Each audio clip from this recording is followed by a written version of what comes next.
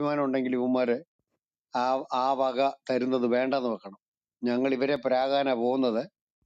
എന്നിട്ട് പ്രാഗിയിട്ട് ഇവന്മാരുടെ തന്നെ വാങ്ങിച്ചോണ്ട് പോയി വിഴുങ്ങണമെന്നുള്ളൊരു ഉളുപ്പുണ്ട്. അതുകൊണ്ട് വേണ്ടാന്ന് പറയുന്ന ഇവന്മാർ കഴിഞ്ഞിരുന്ന കുറെ നല്ലതായിരുന്നു. അത് ഇവന്മാരുടെ ജീവിതത്തിൽ പറയുന്നില്ലെന്ന് നമുക്കറിയാം. അതുകൊണ്ട് അത് പ്രതീക്ഷിക്കണ്ട. എന്നാലും ഞാനൊരു യാഥാർത്ഥ്യം പറഞ്ഞെന്ന് മാത്രമേ ഉള്ളൂ. ഇനിയും ആരെങ്കിലും കയറി വരാനുള്ള സാറന്മാർ കന്ന് സംസാരിക്കും സാറന്മാരെ. അതിനുശേഷം നമുക്ക് അങ്ങോട്ട് പോകാം.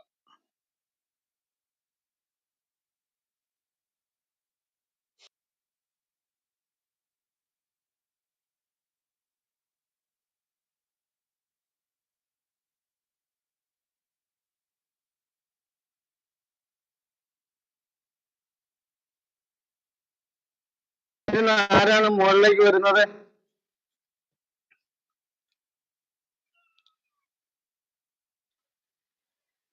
പുതിയ ആൾക്കാർ ആരെങ്കിലും ഉണ്ടെങ്കിൽ മുകളിലേക്ക് വരാൻ കേട്ടോ.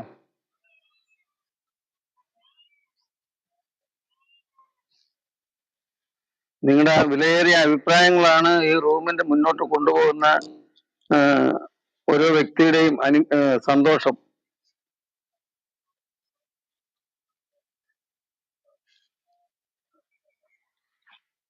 നിങ്ങൾ ചർച്ച ചെയ്യാൻ വരണം. കാരണം ഇവരെത്ര ഇതായിരുന്നാലും ഇവർ ഈ കല്ലിനെ തന്നെ ആരാധിക്കുന്ന ചില ആൾക്കാർ തീരുമാനം എടുത്തിരിക്കുക. നിങ്ങൾ എന്ത് പറഞ്ഞാലും ഞങ്ങൾ കല്ലിനെ മാത്രമേ ആരാധിക്കത്തുള്ളൂ.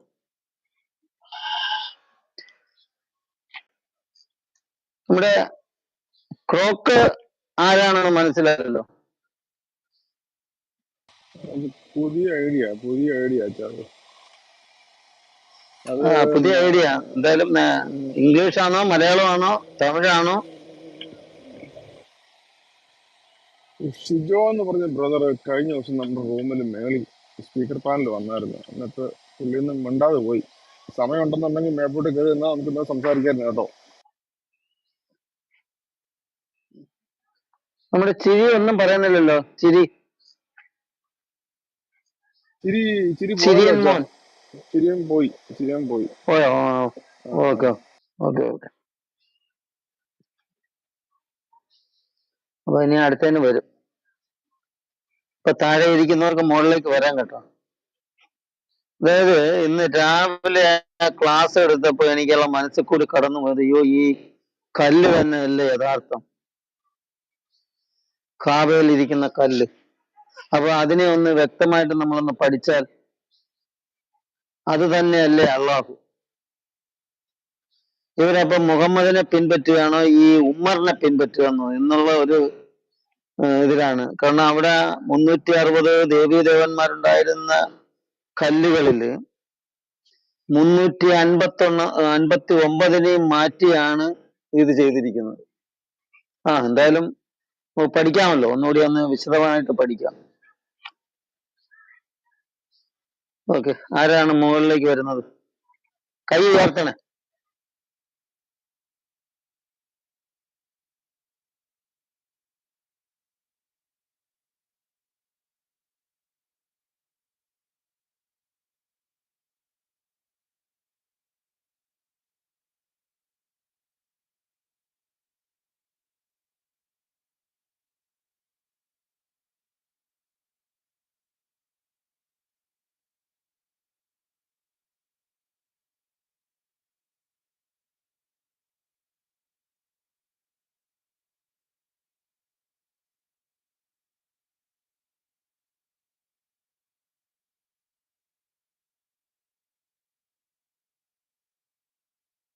നിങ്ങളൊക്കെ മുകളിലേക്ക് വന്ന് ഓരോ ക്ലാസ് എടുക്കുമ്പോൾ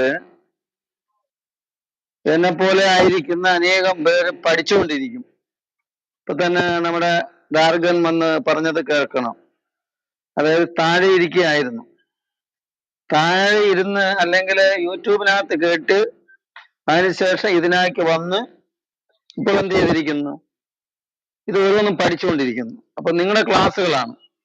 ജെയിംസ് സാറ്, വർഗീസ് സാറ്, അതുപോലെ സംജോ ബ്രദർ, അങ്ങനെ ഓരോരുത്തരെയും നമ്മുടെ പഴയ ആൾക്കാരൊന്നും ഇപ്പൊ ഇല്ല. അവര് തിരക്കിലൊക്കെ ആയതുകൊണ്ട് കുറച്ച് കഴിഞ്ഞ് വരുമെന്ന് പറഞ്ഞിട്ടുണ്ട്. അതുവരെ നമുക്ക് ഇത് പഠിക്കണമല്ലോ, നമുക്കിത് നിർത്താൻ ഒക്കത്തില്ലല്ലോ. അപ്പൊ നിങ്ങളെപ്പോലുള്ളവർ വന്ന് ക്ലാസ് എടുക്കുമ്പോൾ ഞങ്ങളെപ്പോലുള്ളവർ ചെറുതായി പഠിച്ചുകൊണ്ടിരിക്കും. നിങ്ങൾ ചിന്തിക്കുന്നത് പോലല്ല, ഇവിടെ എഴുതി വെച്ച് പഠിക്കുന്ന ആൾക്കാരുണ്ട് കേട്ടോ. ഞാൻ മാത്രമാണ് കേട്ട് പഠിക്കുന്നത്, എഴുതി വെച്ചിട്ട് പഠിക്കുന്നുണ്ട്.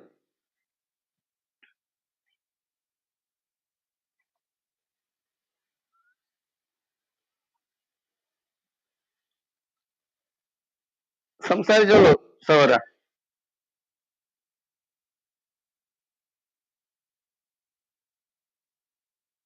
ഡ്രാഗൻ സംസാരിച്ചോളൂ. ആ ഞാൻ എഴുതി മാത്രമല്ല പഠിക്കണേ, യൂട്യൂബിൽ 7 മണിക്കൂർ അപ്ലോഡ് ചെയ്യണത് ഞാൻ ഡൗൺലോഡ് എടുത്തുകൂടിയാട്ടോ പഠിക്കണേ. ഓ, അത് ഇപ്പം ഓഡിയോ ഒക്കെയാണ്. യൂട്യൂബിൽ നിന്ന് അത് പോയാലും അതെ, ഇത് യൂട്യൂബിൽ നിന്ന് പോയാലും നിങ്ങളെ കാണും അപ്പം. അത് ഞാൻ കാണിച്ചു തരാം. ഒരു മിനിറ്റ് ആകട്ടെ. ഓഡിയോ എന്റെ കിടപ്പുണ്ട്.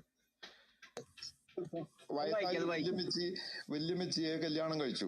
ആ അള്ളാഹു ഞാൻ ഈ പറഞ്ഞ പുള്ളിക്കാരന് യാതൊരു വിഷമവും ഇല്ലാതിരിക്കാനാണ്. അതൊക്കെ ഡൗൺലോഡ് ചെയ്തെടുത്ത് വെച്ചേക്കെന്താ പറഞ്ഞുതരാം. ഖുറാൻ പഠനം, അപ്പോളജിസ്റ്റ് ഖുറാൻ പഠിപ്പിക്കുന്നു. ഡേ 55, ഡേ 55 അങ്ങനെയുള്ള ഓഡിയോസ്. വളരെ നന്ദി. ഇത് ഞങ്ങൾക്ക് പുതിയൊരു അറിവാണ്. 10 ഉണ്ട്, വേറെ വേറെ ഇത് പുതിയ അറിവാണ്. അതുകൊണ്ട് ഈ അജറുല്ലാസിലല്ല ഈ പറയണ കല്ലെന്ന് വെച്ചാ അത് മുഹമ്മദ് അതിന് ചുറ്റും ത്വാഫ് ചെയ്തെന്നൊക്കെ ഉള്ള ഒരു ഹദീസ് ഉണ്ടല്ലോ. ഹദീസാണ് അതെ, റെഫറൻസ് തരാമല്ലോ. ഞാനത് ഇടാം, മുകളിലിടാം.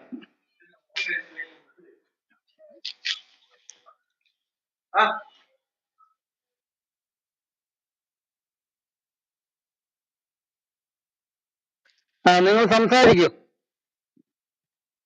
താഴെ ഇരുന്ന് മുകളിലേക്ക് വരാൻ കണ്ടു. ഇതുവരെ സംസാരിച്ചിട്ടില്ലാത്തവർക്ക് മുകളിലേക്ക് വന്ന് നിങ്ങളുടെ അഭിപ്രായങ്ങൾ പറയാം.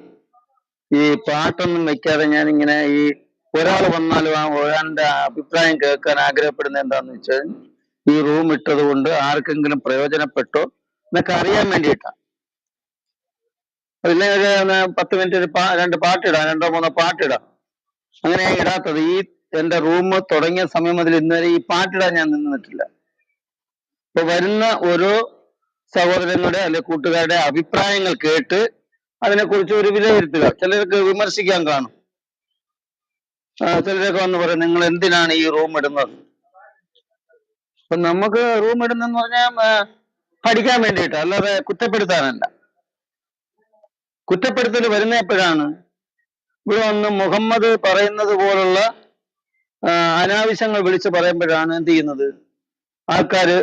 നിന്റെ ദൈവം അങ്ങനല്ലേ ഇങ്ങനെയെന്നൊക്കെ, നിന്റെ മുഹമ്മദ് ഇങ്ങനെയൊക്കെയാണെന്ന് പറഞ്ഞിടുന്നത്. അല്ലെങ്കിൽ സത്യസന്ധമായി പഠനം മാത്രമാണ് നടക്കുന്നത്. അതുകൊണ്ട് താഴെ ഇരിക്കുന്ന എൻ്റെ പ്രിയ കൂട്ടുകാരൊക്കെ മുകളിലേക്ക് വന്ന് നിങ്ങളുടെയൊക്കെ അഭിപ്രായങ്ങൾ പറയുക. ഇന്ന് നിങ്ങളുടെ അഭിപ്രായം പറയാൻ നാളെ നിങ്ങൾ ചിലപ്പോൾ ഇതില് അല്ലെങ്കിൽ മറ്റൊരു സ്ഥലത്തെ ടീച്ചറായിരിക്കും. അപ്പൊ ഈ അഭിപ്രായം പറയുമ്പോൾ ആദ്യമൊക്കെ പറയാൻ അറപ്പ് കാണും, എന്നെ പോലെ. അപ്പൊ അറപ്പ് കാണുമ്പോ അപ്പൊ എന്ത് ചെയ്യും? ഞാൻ എന്തെങ്കിലും പറഞ്ഞാൽ അത് തെറ്റാവും, അങ്ങനൊന്നും ചിന്തിക്കണ്ട. ഈ റൂമിനകത്ത് അങ്ങനെ ചിന്തിക്കാനേ ഇല്ല. എല്ലാവരും ഇങ്ങനെ അറപ്പോടുകൂടി അല്ലെങ്കിൽ അറച്ചിരുന്നിട്ട് പഠിച്ചു തുടങ്ങിയ ആൾക്കാർ, പഠിച്ചു വന്ന് സംസാരിക്കുകയും ക്ലാസ് എടുക്കുന്ന ആൾക്കാരുണ്ട്. അതുകൊണ്ട് ആരും ഒരു പ്രയാസം തോന്നാതെ മുകളിലേക്ക് കടന്നു വരിക, സംസാരിക്കട്ടെ. ഇനി ഞാനൊരു ഹദീസ് കൊണ്ടുവരട്ടെ. നിങ്ങൾ താഴെയുണ്ട്. ബ്രദറെ കയറി വാ. അതുപോലെ സാംജോയ് ബ്രദറെ എപ്പോഴും കയറി പോര്. ഞാൻ ഇൻവൈറ്റ് ചെയ്തിട്ടുണ്ട്. അല്ല, ഒന്ന് നിങ്ങൾ മനസ്സിലാക്കേണ്ട ചില വ്യക്തികൾ ഇതിൽ നിന്ന് പഠിച്ചിട്ട് സഭയിൽ പോയി പറയുന്നുണ്ട്. ഇത് പഠിച്ചതിന് ശേഷം സഭയിൽ പോയി ചിലപ്പോ അവിടുത്തെ കർത്തൃദാസന് ഉപദേശം കൊടുക്കുന്നുണ്ട്. അത് വലിയൊരു അനുഗ്രഹമാണ്. കാരണം നമ്മുടെ കുഞ്ഞുങ്ങൾ ഇതൊക്കെ അറിയണം. നിങ്ങള് ഫാക്ട് ഓഫ് ഉമ്മർ, അതായത് ഉമ്മറിന്റെ നിയമം നിങ്ങളൊന്ന് വായിച്ചു നോക്കൂ. ഈ ഖിലാഫത്ത് അല്ലെങ്കിൽ ഈ ശരിയായ ലോകമൊക്കെ വന്നു കഴിഞ്ഞാൽ ക്രിസ്ത്യാനികൾ എങ്ങനെ ആയിരിക്കണമെന്നുള്ള നിയമം എഴുതി വെച്ചിട്ടുണ്ട് അവർ. നിങ്ങൾ വെറും നിസ്സാരമായി കണക്ക് കൂട്ടും. ഇതിലിരിക്കുന്ന ഓരോ കുഞ്ഞുങ്ങളും എന്ത് ചെയ്യും? നിസ്സാരമായി കണക്ക് കൂട്ടും. എന്നാൽ സത്യസന്ധമായി പറഞ്ഞാൽ, അതായത് അവര് 47 ഇപ്പൊ തന്നെ ഒരാളെ പിടിച്ചല്ലോ, അയാള് 47 പ്രധാനമന്ത്രിയാകാനിരുന്ന ആളാ. കണ്ണൂരിൽ നിന്ന് പിടിച്ചുകൊണ്ട് പോയില്ലേ? അപ്പൊ അവര് പ്രധാനമന്ത്രി ആയിക്കഴിഞ്ഞാൽ അവർ ചെയ്യുന്ന ഓരോ പ്രവൃത്തികളാണ്. അത് മാത്രമേ ഇതിനകത്ത് പറയുന്നുള്ളൂ, അല്ലാതെ ഇതിനകത്ത് ആരെയും ഒന്നും കുറ്റപ്പെടുത്തി പറയുന്നില്ല. അതായത് വലതു കൈ ഉടമപ്പെടുത്തിയ സ്ത്രീകളെന്നാണ് പറയുന്നത്. മാന്യമായി നല്ല വീടുകളിൽ സ്വസ്ഥമായി തന്റെ ഭർത്താവും കുഞ്ഞുങ്ങളുമായി സന്തോഷമായി താമസിച്ചുകൊണ്ടിരുന്ന അവരെ അവരുടെ ഭർത്താക്കന്മാരെയും സഹോദരങ്ങളെയും പിതാവിനെയും ഒക്കെ കൊന്നു കഴിഞ്ഞാൽ പിന്നെ അവർക്ക് എന്താണ്? വലതു കൈ ഉടമപ്പെടുത്തിയ സ്ത്രീകൾ. അപ്പൊ നിങ്ങളൊന്ന് ആലോചിച്ച് നോക്കിക്കേ. അപ്പൊ അവര് എന്ത് ചെയ്യുന്നു പറഞ്ഞാൽ, ഇവരൊക്കെ കൊന്നതിന് ശേഷം എന്ന് പറഞ്ഞാൽ വലതു കൈ കൊണ്ട് പിടിച്ചോണ്ട് പോകും. അതായിരിക്കും വലതു കൈ ഉടമപ്പെടുത്തിയത്. ഇടതു കൈ കൊണ്ട് പിടിക്കത്തില്ല. അപ്പൊ ഈ ഇടതു കൈയില് വാള് പിടിക്കും, വലതു കൈയിൽ അവരുടെ കൈ പിടിക്കും. അപ്പൊ അങ്ങനെ വന്നില്ലെങ്കിൽ എന്ത് ചെയ്യും? പിടിച്ച് അഴച്ചുകൊണ്ട് പോകും. അപ്പൊ നിങ്ങളത് മനസ്സിലാക്കണം. അതുകൊണ്ട് നിങ്ങളുടെ അഭിപ്രായങ്ങൾ വിലയേറിയതാണ്. നിങ്ങൾ ഓരോരുത്തർ വന്നിട്ട് അഭിപ്രായങ്ങൾ പറയുക. നമ്മൾ കേൾക്കുവാൻ ആഗ്രഹപ്പെടുന്നു, താല്പര്യപ്പെടുന്നു. Praise lord. സാംബറെ പ്രൈസ് ലോഡ്. സംജോ ബഹറെ പ്രൈസ് ലോഡ് അച്ഛാ. ഞാൻ പറഞ്ഞത് തെറ്റുണ്ടോ? ഞാൻ പറഞ്ഞതിൽ തെറ്റുണ്ടോ? ഒരു തെറ്റുമില്ല. പക്ഷെ എനിക്ക് ഒരു കാര്യത്തോട് മുഹമ്മദിനോട് വിരോധമുണ്ട്. കാരണം ഈ അടിമപ്പെടുത്തിയ സ്ത്രീകളെ പിടിക്കുമ്പോൾ പുരുഷന്മാരെ എല്ലാം കൊല്ലുമായിരുന്നു ചെയ്തുകൊണ്ടിരുന്നത്. അപ്പൊ ഞാൻ പറയുന്നത്, ഈ വലത് കൈ അടിമപ്പെടുത്തിയ സ്ത്രീകളെ പിടിച്ച് ലൈംഗികമായിട്ട് ഉപയോഗിക്കുമ്പോൾ അവിടെയുള്ള പുരുഷന്മാരെ അവിടെയുള്ള ആയിഷയ്ക്ക് വലത് കൈ കൊണ്ട് പിടിച്ച് അടിമപ്പെടുത്തി ഉപയോഗിച്ചുകൂടായിരുന്നോ എന്നൊരു ക്വസ്റ്റ്യൻ എനിക്കുണ്ട്. അതൊരു മോശപ്പെട്ട രീതിയാണ്. അത് നീതിയല്ലാത്ത ഓഹരി വെക്കൽ തന്നെ അള്ളാഹു പറഞ്ഞ കണക്ക്. അപ്പോ ആ പറയുന്ന സ്ത്രീകൾക്ക് യാതൊരു അധികാരവും ഇല്ലാതെ അവിടെയുള്ള പുരുഷന്മാരെയൊക്കെ കൊന്നിട്ട് സ്ത്രീകളെ എല്ലാം ഇവന്മാര് പിടിച്ചുകൊണ്ട് പോകും. അങ്ങനെയാണെങ്കിൽ ഒരു കാര്യം ചെയ്താൽ പോരായിരുന്നു. ഏതായാലും അടിമകളായിട്ടാണ് പിടിക്കുന്നത്. അങ്ങനെയാണെങ്കിൽ ഈ പുരുഷന്മാരെ എല്ലാം കൂടെ അടിമ പിടിച്ച്, ആയിഷ എന്താ ഇരിക്കട്ടെ, നീ വലത് കൈ കൊണ്ട് പിടിച്ചോ ഒരു 5-6 പേരെ. അത് കഴിഞ്ഞിട്ട് സൈനബ നീയും പിടിച്ചോ 5-6 പേരെ. ഇജ്ജെന്താ അത് പറയാഞ്ഞ്? അതാണ് എന്റെ ക്വസ്റ്റ്യൻ. അത് പറഞ്ഞു തരാത്തത് ശരിയായൊരു നടപടിയല്ല. പിന്നെ ഈ വലതുകരം കൊണ്ട് പിടിക്കുക എന്ന് പറഞ്ഞു കഴിഞ്ഞാൽ യഥാർത്ഥത്തിൽ ആധികാരികമായി ഉറപ്പിക്കുക, അല്ലെങ്കിൽ ബലമായി പിടിച്ചെടുക്കുക, പവറോടുകൂടി പിടിച്ചെടുക്കുക എന്നുള്ളതാണ്. അതായത് തന്റെ അധികാര മുഷ്ടി ഉപയോഗിച്ച് പിടിച്ചെടുക്കുക. അതുകൊണ്ടാണല്ലോ ഈ കറുത്ത കല്ലിനെ വലതുകരം എന്ന് പറയുന്നത്. കറുത്ത കല്ലിനെ വലതുകരം എന്ന് പറയാൻ തന്നെ കാരണം അള്ളാഹുവിന്റെ ബലിഷ്ഠമായ കരങ്ങൾക്ക് തത്തുല്യമായിട്ടുള്ള ഒന്നാണെന്നാണ് ഇസ്ലാം സമൂഹം വിശ്വസിക്കുന്നത്. നമ്മളല്ല, ഇസ്ലാം സമൂഹം വിശ്വസിക്കുന്നത്. സാമ്പ്രദായ അള്ളാഹുവിനും വലസൈഡില കൈ ഉള്ളത്. 2 ഒന്നല്ല 2. ആ അള്ളാഹു ഇവിടെ ടോപ്പിക്കുമായിട്ട് ബന്ധപ്പെട്ടിട്ട് നമുക്ക് പറഞ്ഞു കഴിയുമ്പോൾ ഞാൻ അതിലേക്കൂടെ വന്നിട്ട് അള്ളാഹുവിനകത്തൂടെ കയറി ഇറങ്ങിപ്പോരാം. അപ്പോ അള്ളാഹു ന്റെ വലതുകരമാണ് ഈ ഖബയിലെ കറുത്ത കല്ലെന്ന് പറയുന്നത്. അപ്പൊ ഈ കറുത്ത കല്ലിന് എന്താ പ്രത്യേകത എന്ന് ഇസ്ലാമിന്റെ അടുത്ത് ചോദിച്ചു കഴിഞ്ഞാൽ പറയും, അത് മുഹമ്മദ് പറഞ്ഞു, അതുകൊണ്ട് അതിന് ഇതാണ്. പക്ഷെ നമ്മൾ ചരിത്രം വായിക്കുമ്പോൾ നമുക്ക് മനസ്സിലാവാൻ സാധിക്കും, ഈ കല്ലിനെ പ്രതിഷ്ഠിച്ച വ്യക്തി മുഹമ്മദ് ആയിരുന്നു. കല്ല് ചുമന്നുകൊണ്ട് വന്ന് ഈ കബയെ ഉൾപ്പെടെ ഉള്ളിടത്ത് പ്രതിഷ്ഠിച്ച വ്യക്തി മുഹമ്മദ് ആയിരുന്നു. അപ്പൊ തന്റെ കുടുംബം മാത്രമല്ല, തന്റെ അപ്പന്റെ പേര് അബ്ദുള്ള എന്നുമാണ്. അപ്പൊ ഒരു കുടുംബപരമായിട്ട് ഈ അള്ളാഹുവിനോട് നമ്മുടെ ഈ ഹിന്ദു ആചാരപ്രകാരം ഒരു കുടുംബക്ഷേത്രം കാണും, ഒരു ദേവൻ കാണും. അതുപോലെ തന്നെ ഈ ചെങ്ങായിയുടെ കുടുംബക്ഷേത്രത്തിലെ വിഗ്രഹമായിരുന്നു അള്ളാഹു. തന്റെ അപ്പന്റെ പേര് പോലും അബ്ദുള്ള എന്നായിരുന്നു. അള്ളാഹുവിന്റെ അപ്പൻ എന്ന് പറയപ്പെടുന്ന വ്യക്തിയുടെ, അപ്പൻ എന്ന് പറയാൻ പറ്റില്ല, പറയപ്പെടുന്ന വ്യക്തിയുടെ അബ്ദുള്ള എന്നായിരുന്നു. അപ്പൊ അതുകൊണ്ട് ഈ ചെങ്ങായി ഈ ദേവനോട് വല്ലാത്ത ആഭികാമ്യം കാണിച്ചിരുന്നു, ഭയങ്കര പ്രാമുഖ്യമായിരുന്നു ഈ നമ്മുടെ അള്ളാഹുവിനോട്. അപ്പൊ അതുകൊണ്ട് തന്നെ ബാക്കിയുള്ള എല്ലാ ദേവന്മാരെയും എടുത്ത് ദൂരെ കളഞ്ഞു. പകരം ഈ പറയുന്ന പ്രധാന ദേവനായ ഹുബാലിനെ പോലും എടുത്ത് ദൂരെ കളഞ്ഞ് അവിടെ കൊണ്ടുവന്ന് പ്രതിഷ്ഠിച്ച ഒന്നാണ് അൽ ലാഹ് എന്ന് പറയുന്ന ചന്ദ്രദേവൻ. ചന്ദ്രദേവൻ എന്ന് പറയുമ്പോൾ ചന്ദ്രനല്ല, ചന്ദ്രന്റെ ദേവൻ. ചന്ദ്രദേവനും ചന്ദ്രനും തമ്മിൽ വ്യത്യാസമുണ്ട്. അപ്പോ ഈ പ്രധാനമായിട്ടും ഇവിടെ കറുത്ത കല്ലില്ലെന്നുണ്ടെങ്കിൽ ഇസ്ലാമിന് പാപം മോചിക്കാൻ ഒരുപാട് രീതികളുണ്ട്. പല്ലിയെ തല്ലി കൊന്നു കഴിഞ്ഞാൽ പാപം മോചിക്കും. മുഹമ്മദിന്റെ പിന്നെ വേർപ്പ് മൂത്രം ഒക്കെ കുടിച്ചു കഴിഞ്ഞാലും തൊട്ട് കഴിഞ്ഞാലും ഒക്കെ പാപം, അങ്ങനെ ഒരുപാട് രീതികളുണ്ട് പാപം മോചിക്കാൻ. അതിനെ തന്നെ ഒരു ക്ലാസ് എടുത്തു കഴിഞ്ഞാൽ വളരെ വിപുലമായിട്ട് നമുക്ക് എടുക്കാനുണ്ട്, മണിക്കൂറുകളോളം എടുക്കാനുണ്ട്. അതിലെ ഒരെണ്ണമാണ് ഈ കറുത്ത കല്ലിനെ മുത്തുക എന്നുള്ളത്. കറുത്ത കല്ലിനെ മുത്തുന്നവനെ മറ്റുള്ളതിന്റെ പാപം മോചിച്ചോ ഇല്ലയോ എന്നുള്ള കാര്യം നമുക്കറിയത്തില്ല.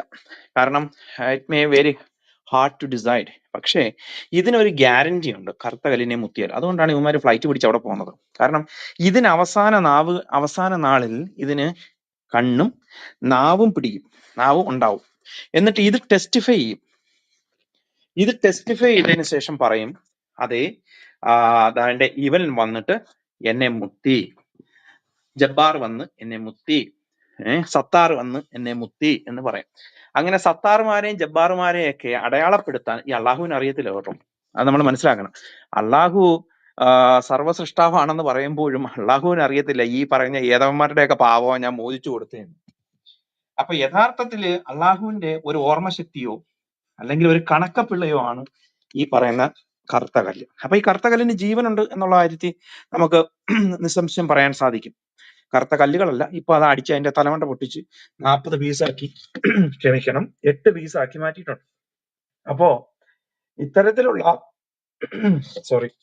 ഇത്തരത്തിലുള്ള ഈ കല്ലിനെ പോയി മുത്തുമ്പോൾ ഇവരുടെ പാപം മോചിക്കുന്നു എന്നാണ് പറയുന്നത്. പാപം മോചിക്കാൻ ദൈവത്തിനല്ലാതെ വേറെ ആർക്കെങ്കിലും കഴിവുണ്ടോ എന്ന് ചോദിച്ചാൽ ഇവർ പറയും കഴിവില്ല എന്ന് പറയും. പിന്നെ നിങ്ങൾ എന്തിനാ മുത്തുന്നതെന്ന് ചോദിച്ചാൽ പറയും അത് മുഹമ്മദ് മുത്തി.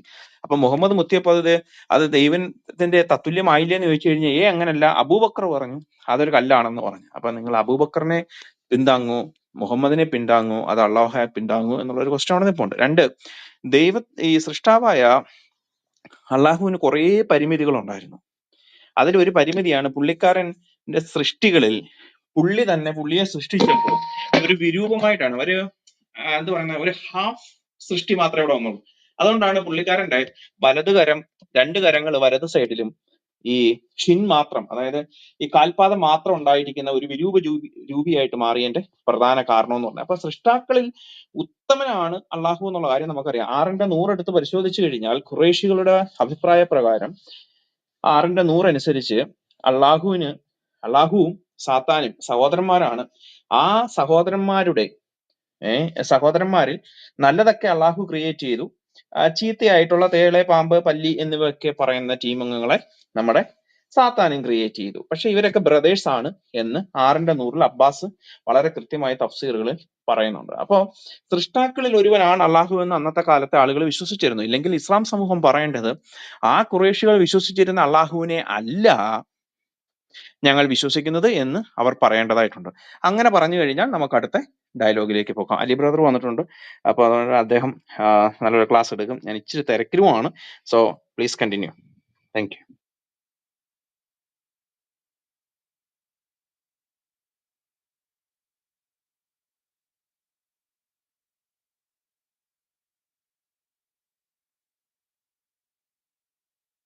അലി ബ്രദർ, ബ്രദർ, ജെ അജോഞ്ച. അലിബാസ്റ്റർ ഉണ്ടോ? താങ്ക് യു സാം ബ്രദറെ. നമ്മൾ ഇന്നലെ ജസ്റ്റ് ചിന്തിച്ച കാര്യം, അലിബാസ്റ്റർ ഫ്രീ ആണെങ്കിൽ ചെറിയൊരു സെഷൻ എടുക്കുന്നോ? ഞാൻ കുറച്ച് കഴിഞ്ഞിട്ട് ഓക്കെ ചെയ്യാം. ഓക്കെ. ഞാൻ ഈ കല്ലിനെ കുറിച്ച് രാവിലെ കുറെ കാര്യങ്ങളൊക്കെ സംസാരിച്ചിരുന്നു. അജറുൽ അസ്വദ് എന്ന് പറഞ്ഞ കറുത്ത കല്ല്, അതുപോലെ തന്നെ ഹുബാൽ എന്ന് പറഞ്ഞ ദൈവത്തെ കുറിച്ച്, ദൈവത്തിന്റെ പദ്ധതി, ദൈവം ഹുബാല് ചെയ്തതായ കാര്യങ്ങൾ, ഹുബാലിന്റെ കയ്യ്, കാല്, ഹുബാലിന്റെ ഹൈറ്റ്, ഹുബാലിനെ ഹുബാലിനെ തൂക്കിക്കൊണ്ട് നടക്കുന്ന കാര്യങ്ങളെ കുറിച്ചൊക്കെ രാവിലെ ഏകദേശം ഒരു 1.25 മണിക്കൂർ നേരം ആദ്യത്തെ ഭാഗം എടുത്തിരുന്നു. അതിനകത്ത് പിന്നെ കുറച്ച് കാര്യം കൂടി ഉണ്ട്. ഏകദേശം കുറച്ച് കഴിയട്ടെ, കുറച്ച് സമയം ഞാൻ എങ്ങനെ ഒരു വർക്കിലാണ്, അത് കഴിഞ്ഞിട്ട് ചെയ്യാം. ഓക്കെ താങ്ക് യു അലിബാസ്റ്റർ. സാം ബ്രദറെ, നമ്മൾ ഇന്നലെ ചിന്തിച്ച കുറച്ച് കാര്യങ്ങൾ ഇച്ചിരി പ്രോപ്പർ ആയിട്ടൊന്ന് നോക്കിയാലോ? ഒരു സപ്പോർട്ട് മതി. ഓക്കെ, ഫ്രീ ആവുമ്പോ ഒന്ന് ആഡ് ചെയ്തേരെ, ഇന്നലെ ചെയ്ത പോലെ. ബ്രദറെ കണ്ടിന്യൂ ചെയ്തു. ഞാൻ ഓഫീസിൽ പോകാൻ ഒരുങ്ങിക്കൊണ്ടിരിക്കുകയാണ്, പക്ഷേ കണ്ടിന്യൂ ചെയ്തോളൂ. Okay okay. അപ്പോ ഗോഡ് ഓഫ് ഇസ്ലാം ഒന്നുകിൽ അള്ളാ ഓർ മുഹമ്മദ്, അല്ലെങ്കിൽ അള്ളാ ആൻഡ് മുഹമ്മദ്, ഏതായാലും നമുക്ക് കുഴപ്പമില്ല. ഇസ്ലാമിന്റെ ദൈവം അള്ളയും മുഹമ്മദും, അല്ലെങ്കിൽ അള്ളയോ മുഹമ്മദോ. ഈ ഇവര് ക്രൈസ്തവരെ എപ്പോഴും പറയുന്ന ബ്രദറിന്റെ ഒരു ഇടയിൽ ഞാനൊരു ചോദ്യം ചോദിച്ചോട്ടെ, ഈ സംസാരിക്കുന്നതിന്റെ ഇടയിൽ കേൾക്കുന്നുണ്ട് ഞാൻ പറഞ്ഞ? കേൾക്കുന്നുണ്ട് പാസ്റ്ററെ, കേൾക്കുന്നുണ്ട്. Okay okay. ഞാനൊരു ചോദ്യം ചോദിക്കുന്നത്, ഈ അള്ളാഹു 23 വർഷക്കാലത്തെ അനുഭവമാണല്ലോ ഈ അള്ളാഹുവിനുള്ളത്. അറബിയില് മുഹമ്മദിന്റെ കാലഘട്ടം മുഹമ്മദ് കൊണ്ടുപോയി പ്രതിഷ്ഠിച്ച അള്ളാഹു, അല്ലെങ്കിൽ അള്ളാഹു മുഹമ്മദോ ഏതെങ്ങാവട്ടെ. അള്ളാഹു എന്ന കഥാപാത്രത്തെ മുഹമ്മദ് കൊണ്ടുവന്ന് ഇവിടുന്ന് പേസ്റ്റ് ചെയ്തു എന്നുള്ളതല്ലാതെ ഇപ്പൊ എല്ലാവർക്കും അറിയാവുന്നവർക്ക് അതറിയാം വാസ്തവത്തിൽ. ഈ 23 വർഷക്കാലം, മുഹമ്മദിന്റെ കാലഘട്ടം 23 വർഷക്കാലാണല്ലോ. എന്തെങ്കിലും അള്ളാഹു ഒരു സൃഷ്ടാവ് എന്നുള്ള നിലയിൽ എന്തെങ്കിലും പ്രവർത്തിച്ചിട്ടുണ്ടായി അള്ളാഹു? ബ്രദർ അതിനെ കുറിച്ച് എന്തെങ്കിലും എവിടുന്നെങ്കിലും ഒക്കെ ഏതെങ്കിലും ഗ്രന്ഥങ്ങളിൽ എന്തെങ്കിലും ഒരു അത്ഭുത ചന്ദ്രനെ പുലർത്തിയ ഒരു കഥ പറയുന്നുണ്ട് ഖുർആനിൽ. അത് മുഹമ്മദ് ജീവിച്ചിരിക്കുന്ന ഏകദേശം 30-35 വർഷങ്ങൾക്ക് മുമ്പ് ഉമ്മർ കൈസ് എന്ന് പറയുന്ന ഒരു കവി തന്റെ കവിതയിൽ രേഖപ്പെടുത്തിയതായ ഒരു അത്ഭുതമാണ് ചന്ദ്രനെ പുലർത്തിയ കഥ. അത് കോപ്പി അടിച്ചു കൊണ്ടെന്നാണെന്ന് എല്ലാവർക്കും അറിയാം ഇപ്പോ. അതല്ലാതെ മറ്റെന്തെങ്കിലും ഒരു സൃഷ്ടാവ് എന്നുള്ള നിലയിൽ അള്ളാഹു ഒരു അത്ഭുതം ചെയ്തതായിട്ട്, അല്ലെങ്കിൽ ഒരു മനുഷ്യന് എന്തെങ്കിലും ഒരു കാര്യങ്ങൾ ചെയ്തതായിട്ട് രേഖപ്പെടുത്തിയതായിട്ട് കണ്ടിട്ടുണ്ടോ? എന്റെ പഠനത്തിൽ ഇതുവരെയും ഇല്ല. ഇവര്, അതായത് ഈ ഇസ്രായേൽ മക്കളുടെ കാര്യം പറഞ്ഞ് അബ്രഹാമിന്റെയും ഇസ്ഹാക്കിന്റെയും യാക്കോബിന്റെയും ദൈവമായ യഹോവയുടെ ആ കാര്യങ്ങൾ കടമെടുത്ത് അതിന്റെ ആ തൂണിൽ ചാരി നിന്നുകൊണ്ട് സൃഷ്ടാവായ ദൈവം എന്ന് പറയുന്നതല്ലാതെ എന്ത് സൃഷ്ടിച്ചു അല്ലെങ്കിൽ എന്തെങ്കിലും ഒരു അത്ഭുതം ചെയ്ത കാര്യം പറയുന്നില്ല. പിന്നെ ഈ മുസ്ലിങ്ങൾ പറയുന്ന കേൾക്കാം, ഈ ഖുറാൻ ഒരു വലിയ അത്ഭുതമാണ് എന്ന് പറയുന്നത്. അത് ഒരർത്ഥത്തിൽ വലിയൊരു അത്ഭുതം. വേറെ ഏതൊരു പുസ്തകം നമുക്ക് വായിച്ചാലും സംഭവം പിടികിട്ടും. ഇതെന്തുവാ, ഏതാണ്, ഇതിനൊരു തുടക്കവും ഒരു അതിനൊരു ഒരു പ്രോഗ്രഷൻ ഒക്കെ ഉണ്ടാവും, അതുപോലെ ഒരു കൺക്ലൂഷൻ ഉണ്ടാവും. ഇതെന്ന് പറഞ്ഞു കഴിഞ്ഞാല് ആദ്യമില്ല അവസാനമില്ല, അതല്ലേ? ആദ്യവും ഇല്ല, അവസാനവും ഇല്ല. അപ്പൊ ഈ പുസ്തകത്തെ കുറിച്ച് മുസ്ലിങ്ങൾ പറയണത് ഇതൊരു അത്ഭുതാന്നാ പറയുന്നേ. അത് വാസ്തവത്തിൽ അത് ശരിയാണ്. കാരണം ഒരു പുസ്തകം എഴുതുമ്പോഴേ അതിന് ആദ്യമുണ്ട്, അവസാനം ഉണ്ടാകും. ഇത് ആദ്യമില്ല, അവസാനവും ഇല്ല, നടുവില്ല, സൈഡും ഇല്ലാത്ത ഒരു രീതിയിലുള്ള ഒരു ഗ്രന്ഥമാണ്. അപ്പൊ അതുകൊണ്ട് ഒരു അത്ഭുതം തന്നെയാണത്. അതെ അതെ. അപ്പൊ അത് വേണമെങ്കിൽ നമുക്ക് സമ്മതിച്ചു കൊടുക്കാം. വേറെ ഞാൻ ആക്ച്വലി കുറെ പുസ്തകങ്ങളൊക്കെ വായിക്കുന്ന ഒരു കൂട്ടത്തില് ഈ ദിവസങ്ങളിൽ കുറച്ച് നാളുകളായിട്ട് കുറച്ച് കുറവാ, സമയം കിട്ടുന്നില്ല പുസ്തകങ്ങൾ വായിക്കുന്നത്. പക്ഷെ ഞാൻ വായിച്ച പുസ്തകങ്ങളില് ഈ ഖുർആൻ പോലെ ഒരു അത്ഭുതം ഞാൻ കണ്ടിട്ടില്ല. ഇങ്ങനെ ഒരു പുസ്തകം ഞാൻ കണ്ടിട്ടില്ല. നമ്മളെ തിരുവട്ടാറ് കൃഷ്ണൻകുട്ടി സാറേ, അദ്ദേഹത്തിന്റെ ഏതോ ഒരു പുസ്തകം, ചില പുസ്തകം എഴുതിയിട്ടുണ്ട്, അതേ ഏതിനെന്ന് ഞാൻ ഓർക്കുന്നില്ല. എന്റെ ജീവിതത്തിൽ ഏറ്റവും വലിയ പ്രയാസം ഉണ്ടാക്കിയ ഒരു ഗ്രന്ഥം എന്ന് ഖുർആനാണ്. പിന്നീട് അദ്ദേഹം പറഞ്ഞ ഈ ഖുർആൻ വേണമെങ്കിൽ ഞാനൊന്ന് ക്രോഡീകരിച്ചു കൊടുക്കാം അവർക്കെന്ന് പറഞ്ഞു. അങ്ങനെ ഒരു വാക്ക് അദ്ദേഹത്തിന്റെ ഏതോ ഒരു പുസ്തകത്തിൽ ഞാൻ വായിച്ചായിട്ട് ഞാൻ ഓർക്കുന്നു. അത് കറക്റ്റ് ആണ്. ഞാനും ചിന്തിച്ച കാര്യം അത്. കാരണം ഈ നമ്മൾ അൽബക്കറയൊക്കെ വായിക്കുമ്പോ ആദ്യം ആദമിന്റെയും ക്രിയേഷൻ സ്റ്റോറി ഒക്കെ കഴിഞ്ഞ് കഴിഞ്ഞേച്ച് പിന്നെ നേരെ പോകുന്നത് ഇസ്രയേൽ സന്തതികളിലേക്കാണ്. ഇസ്രയേൽ സന്തതികളിലേക്ക് പോയി കുറച്ച് കഴിഞ്ഞ് വരുമ്പോഴത്തേക്ക് നൂഹിലേക്ക് വരും. അത് കഴിഞ്ഞ് പിന്നെ യൂസുഫിലേക്ക് ഇടയ്ക്കൊന്ന് കയറി ഒന്ന് വരുന്നുണ്ട്. പിന്നെ വീണ്ടും ഈസയിലേക്ക് എത്തും. ഈസന്ന് നേരെ വീണ്ടും പഴയ നിയമത്തിലോട്ട് പോകും. ഇങ്ങനെ ഒരു ക്രോണോളജിക്കൽ ഓർഡറും ഇല്ലാതെ എവിടെ നിന്ന് തുടങ്ങി എവിടെ അവസാനം. പിന്നെ മുസ്ലിങ്ങളെ സംബന്ധിച്ച് ഇതൊരു വിഷയമല്ല, കാരണം അവർക്ക് അറിയത്തില്ലല്ലോ. ഇപ്പൊ നമ്മളെ സംബന്ധിച്ച് ഈ ബൈബിളില് ഇത് അറിയാവുന്നത് കൊണ്ട് നമുക്ക് ഇതിന്റെ ഈ പ്രോബ്ലം മനസ്സിലാവും. ഇതുപോലൊരു കൺഫ്യൂസ്ഡ് ആയിട്ടുള്ള ഒരു പുസ്തകം എന്നുള്ളത് നമുക്ക് മനസ്സിലാക്കാനായിട്ട് പറ്റും. പക്ഷെ ഇത് ഒരു പരിധി വരെ അവര് ഇതൊരു അത്ഭുതമാണെന്ന് പറയുന്നത് നമ്മളൊരു സർക്കാസ്റ്റിക് വേയില് ഇതങ്ങ് അംഗീകരിച്ചു കൊടുക്കാന്നുള്ളതാണ് എന്റെ ഒരു വാദം. കാരണം ഇതുപോലൊരു പുസ്തകം വേറെ ഞാൻ കണ്ടിട്ടില്ല. അപ്പൊ ഇതൊരു അത്ഭുതമായിട്ട് തന്നെ ഇത് പരിഗണിക്കുന്നതായിരിക്കും നല്ലത്. അത്ഭുതമായിരിക്കോ എന്നാണ് എന്നുള്ള സംശയം. എന്തായാലും this is one of A kind. വേറെ ഇതുപോലൊന്നും ഇല്ല എന്നുള്ളത് സത്യമാണ്. ഇതുപോലൊരു പുസ്തകം ഉണ്ടായില്ല. പണ്ട് ഇതിപ്പോ ആരോ ഏകദേശം പറഞ്ഞിട്ടുണ്ട്, പല മരണം കണ്ടിട്ടുണ്ട്, പക്ഷെ കരിമ്പും കാട്ടില് വടിയും കുത്തി പിടിച്ച മരണം കണ്ടിട്ടില്ല എന്ന് പറഞ്ഞതുപോലെയാണ് ഈ ഗ്രന്ഥം, അല്ലേ? ബ്രദറെ ഒരു കാര്യം ചോദിച്ചോട്ടെ, അല്ലെങ്കിൽ അലിപ്പാസ്റ്റോട്, നിങ്ങൾ ഇത് ക്രോഡീകരിക്കുക എന്ന് പറഞ്ഞല്ലോ, നിങ്ങൾ എന്തിന്റെ ബേസിലായിരിക്കും ഇത് ക്രോഡീകരിക്കുക? ബൈബിളിന്റെ ആണോ?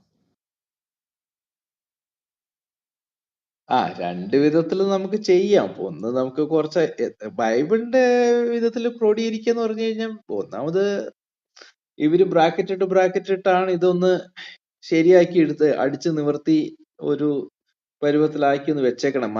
മുസ്ലിങ്ങൾക്ക് പോലും മനസ്സിലാക്കാവുന്ന വിധത്തിൽ എത്തിച്ചേക്കണത് ബ്രാക്കറ്റ് ഇട്ടാണ്. ഈ ബ്രാക്കറ്റ് ഇല്ലെങ്കിൽ ഇതിന്റെ പരിപാടി തീർന്നു. ഇനി നമുക്ക് ചെയ്യാവുന്നത് ഇത് കുറച്ചും കൂടെയൊക്കെ ഒന്ന് വിപുലീകരിക്കുക, ഒരു ക്രമപ്രകാരം എത്തിക്കുക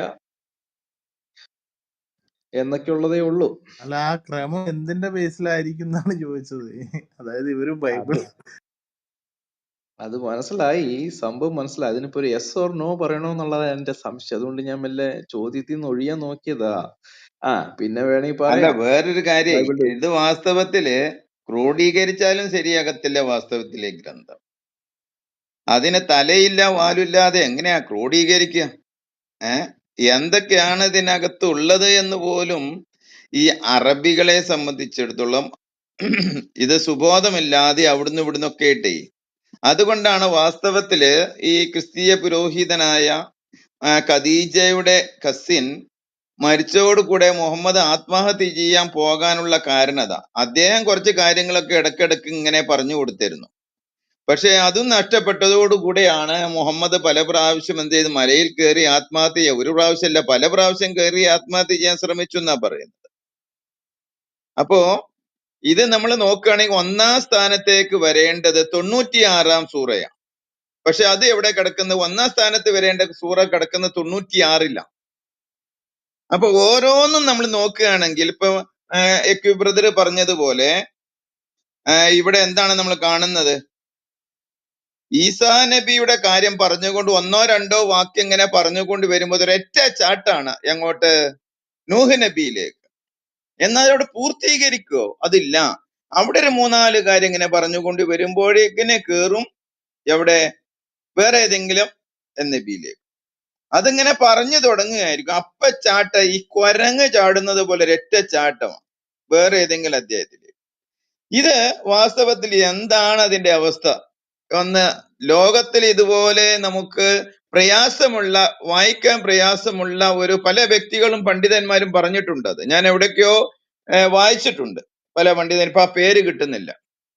ഇതുപോലെ എനിക്ക് പ്രയാസം അനുഭവിച്ചതായ ഒരു വേറൊരു പുസ്തകം ഇല്ല എന്നാണ് അവരൊക്കെ പറയുന്നത്. ലോകത്തിൽ നമ്മൾക്ക് വായിച്ചാൽ തന്നെ അത് അറിയാം. അത് നമ്മളെ വിഷയം അതല്ല. വാസ്തവത്തിൽ ഈ 23 വർഷക്കാലം അള്ളാഹു ഒരു ദൈവം എന്നുള്ള നിലയിൽ എന്ത് നന്മകളാണ്, അത്ഭുതങ്ങളാണ് ചെയ്തിരിക്കുന്നത്. അള്ളാഹുവിനെ സിട്ടാവായി നമുക്ക് ഈ ഖുർആൻ പരമായിട്ട്, അല്ലെങ്കിൽ 23 വർഷക്കാലത്തെ അള്ളാഹുവും മുഹമ്മദും തമ്മിലുള്ളതായ ഈ ബന്ധം, അള്ളാഹുവിനെ ദൈവമായി നമുക്ക് കാണാനായിട്ട് പറ്റൂ. എന്താണ് അള്ളാഹു സിട്ടാവാണെന്ന് പറഞ്ഞാൽ പോരല്ല. എന്താണ് 23 വർഷക്കാലം? തിരുവട്ടാർ കൃഷ്ണൻകുട്ടി അദ്ദേഹത്തിന്റെ പുസ്തകത്തിൽ പറയുന്നത്, യഹോവയായ ദൈവം ചെയ്തതായ അത്ഭുതങ്ങളും അടയാളങ്ങളും ഒക്കെ തന്റെ ദേവനായ അള്ളാഹുവിന്റെ മേൽ കൊണ്ടുപോയി ഈ മുഹമ്മദ് ചുമത്തിന. വാസ്തവത്തിൽ അത് തന്നെയാ. ഇസ്രായേൽ ജനത്തിലേക്ക് പോകുമ്പോ കാര്യങ്ങളൊക്കെ അവിടെ അങ്ങനെയാണ് നമ്മൾ കാണുന്നത്. എന്നാൽ ഞാൻ ചോദിക്കുന്ന സാധാരണ മുസ്ലിം സഹോദരങ്ങളോട് ചോദിച്ചു, നിങ്ങളുടെ അള്ളാഹു 23 കൊല്ലക്കാലം എന്ത് അത്ഭുതങ്ങളാണ്, അടയാളങ്ങളാണ് ഒരു ദൈവം എന്നുള്ള നിലയിൽ ചെയ്തിട്ടുള്ളത്? യേശു കർത്താവ് ആണെങ്കിൽ ഈ 3.5 വർഷക്കാലം ഈ ഭൂമിയിലെ ശുശ്രൂഷകരായിട്ടുണ്ടായിരുന്നുള്ളൂ. ആ സമയത്ത് മനുഷ്യന്റെ പാപത്തിന് പരിഹാരം നൽകി, മരിച്ചവരെ ഉയർത്തി, അനേക രോഗികൾക്ക്, ജന്മന കാഴ്ചയില്ലാത്തവർക്ക് കാഴ്ച കൊടുത്തു, കേൾവിയില്ലാത്തവർക്ക് കേൾവി കൊടുത്തു, കുഷ്ഠരോഗികളെ സൗഖ്യമാക്കി, അങ്ങനെ വിവിധമായ പാരലൈസ് ആയവരെ എഴുന്നേൽപ്പിച്ചു, സമാധാനം കൊടുത്തു. അങ്ങനെ പല അത്ഭുതങ്ങളും അടയാളങ്ങളും ചെയ്തതായിട്ട് രേഖപ്പെടുത്തിയിട്ടുണ്ട്. മനുഷ്യന്റെ സകല പ്രശ്നങ്ങൾക്കും, ഭൂതബാധയിൽ നിന്നുള്ള വിടുതല്, അങ്ങനെയൊക്കെ പല ചെയ്തിട്ടുണ്ട്. അങ്ങനെയാണെങ്കിൽ ഈ 23 വർഷക്കാലം നിങ്ങളുടെ അള്ളാഹു ചെയ്തതായ ഒരു സൃഷ്ടാവ് എന്നുള്ള നിലയിൽ ചെയ്തതായ ഒരു 4 കാര്യങ്ങൾ നിങ്ങൾക്ക് പറയാമെന്ന് ചോദിച്ചിട്ട് ഇന്ന് വരെയും ഒരു മുസ്ലിങ്ങളും ഒരു മുസ്ലിം സഹോദരനും ഈ ഒരു കാര്യം പറയാനായിട്ട് കഴിഞ്ഞിട്ടില്ല. അതിനെ കുറിച്ചിട്ടുള്ള ബ്രദറിന്റെ അഭിപ്രായം?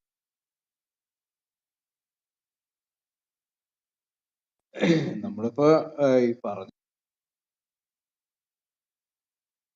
പറഞ്ഞ ആ വിഷയം തന്നെയാണത്. എനിക്ക് തോന്നുന്നേ ഇതിനോട് ചേർന്ന് വരുമോന്ന് എനിക്കറിയത്തില്ല. ഈ ഞാൻ ഒരു 1-2 വാക്യങ്ങള് ഞാൻ പറയാം. ഇപ്പൊ എക്സാക്ട് അജിപാസ്റ്റർ പറഞ്ഞ ആ വിഷയത്തോട് ആണോന്ന് എനിക്കറിയത്തില്ല. പക്ഷെ ഇദ്ദേഹം ഈ മുഹമ്മദ് ചെയ്യാൻ ആഗ്രഹിച്ച ഒരു കാര്യം എന്താന്ന് വെച്ച് കഴിഞ്ഞാല്, ഇവരുടെ ഈ തൗറാത്തും ഇഞ്ചിയിലും അതേപടി ഇങ്ങ് കടമെടുക്കാൻ ശ്രമിച്ചിട്ടുണ്ട്. എന്നാ ചില സൂറയുടെ ചില വാക്യങ്ങൾ വായിക്കുമ്പോ, ഇപ്പൊ നമ്മുടെ ഇന്നത്തെ ഭാഷയിൽ അല്ലെങ്കിൽ ഇന്നത്തെ സന്ദർഭത്തിൽ പറഞ്ഞാൽ, ഇദ്ദേഹം സുവിശേഷം കേട്ടിട്ടുണ്ടെന്നുള്ളതാണ് എന്റെ ഒരു വിലയിരുത്തൽ കേട്ടോ. പാസ്റ്റർ എക്സാക്ട് പാസ്റ്റർ ചോദിച്ചതിന് ഞാൻ ഇതിന് ഉത്തരമായിട്ടല്ല ഞാൻ പറയുന്നത്, എങ്കിലും അതിനോട് ബന്ധപ്പെട്ട് വരികയാണെങ്കിൽ ഓക്കെ, അതല്ലെങ്കിൽ ക്ഷമിക്കുക. ഈ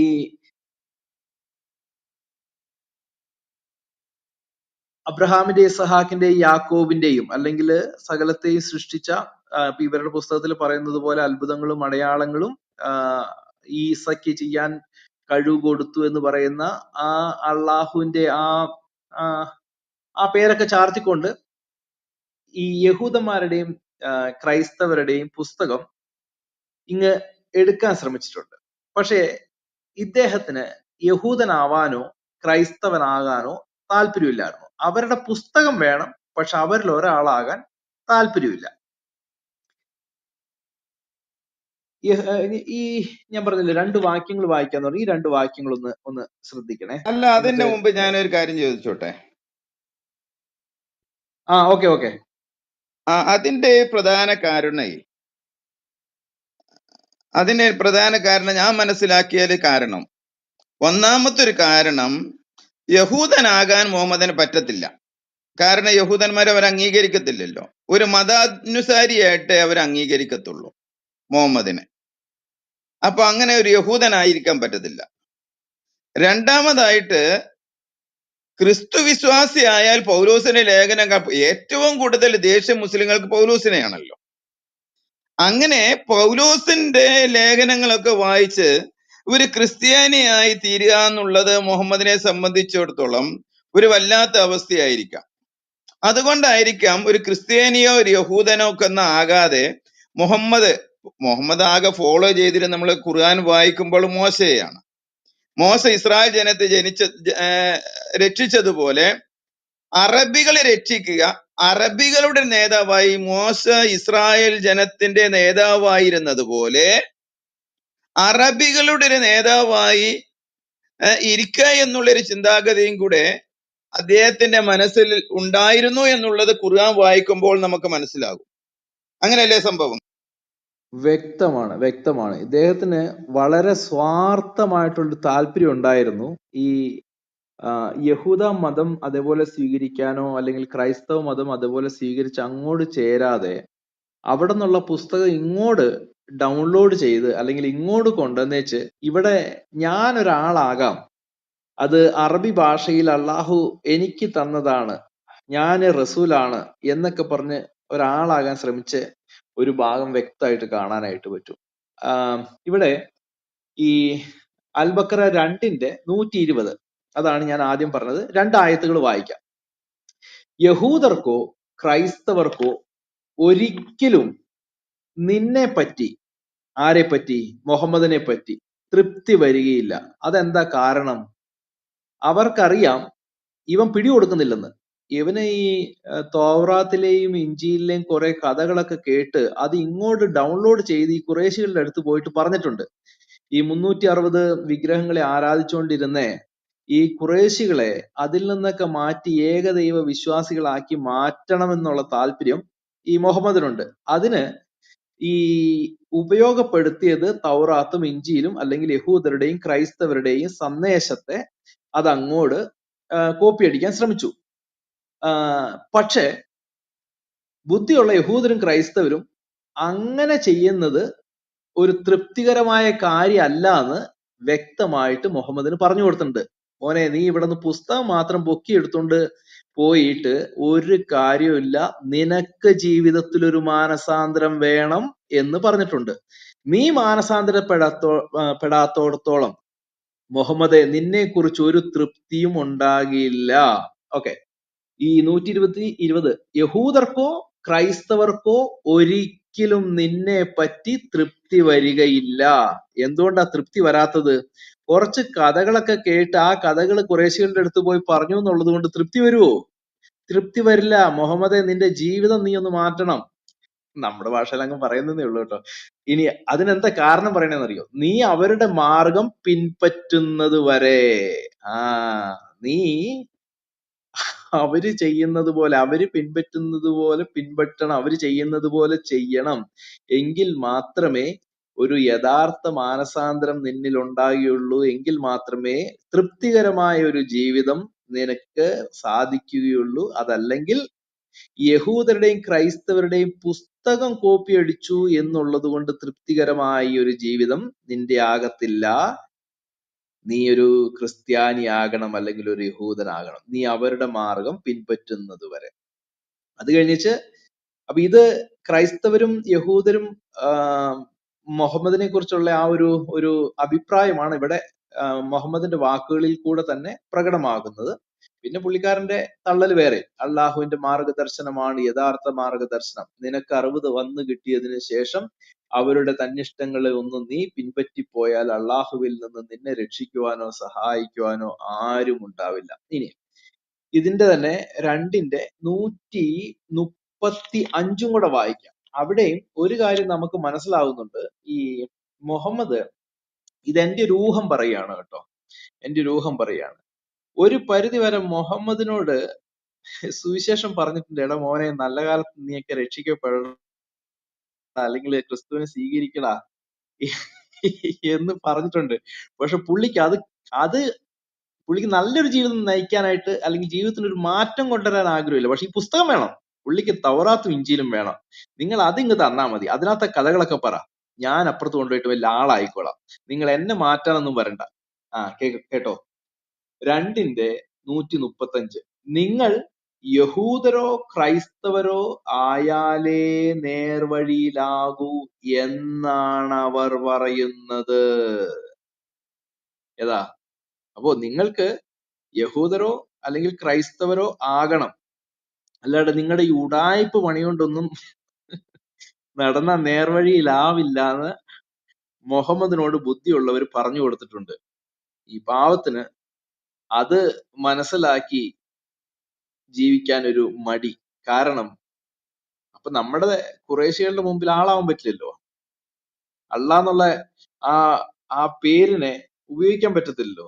യഹോവ എന്നുള്ള നാമം തന്നെ ഉപയോഗിക്കേണ്ടി വരും.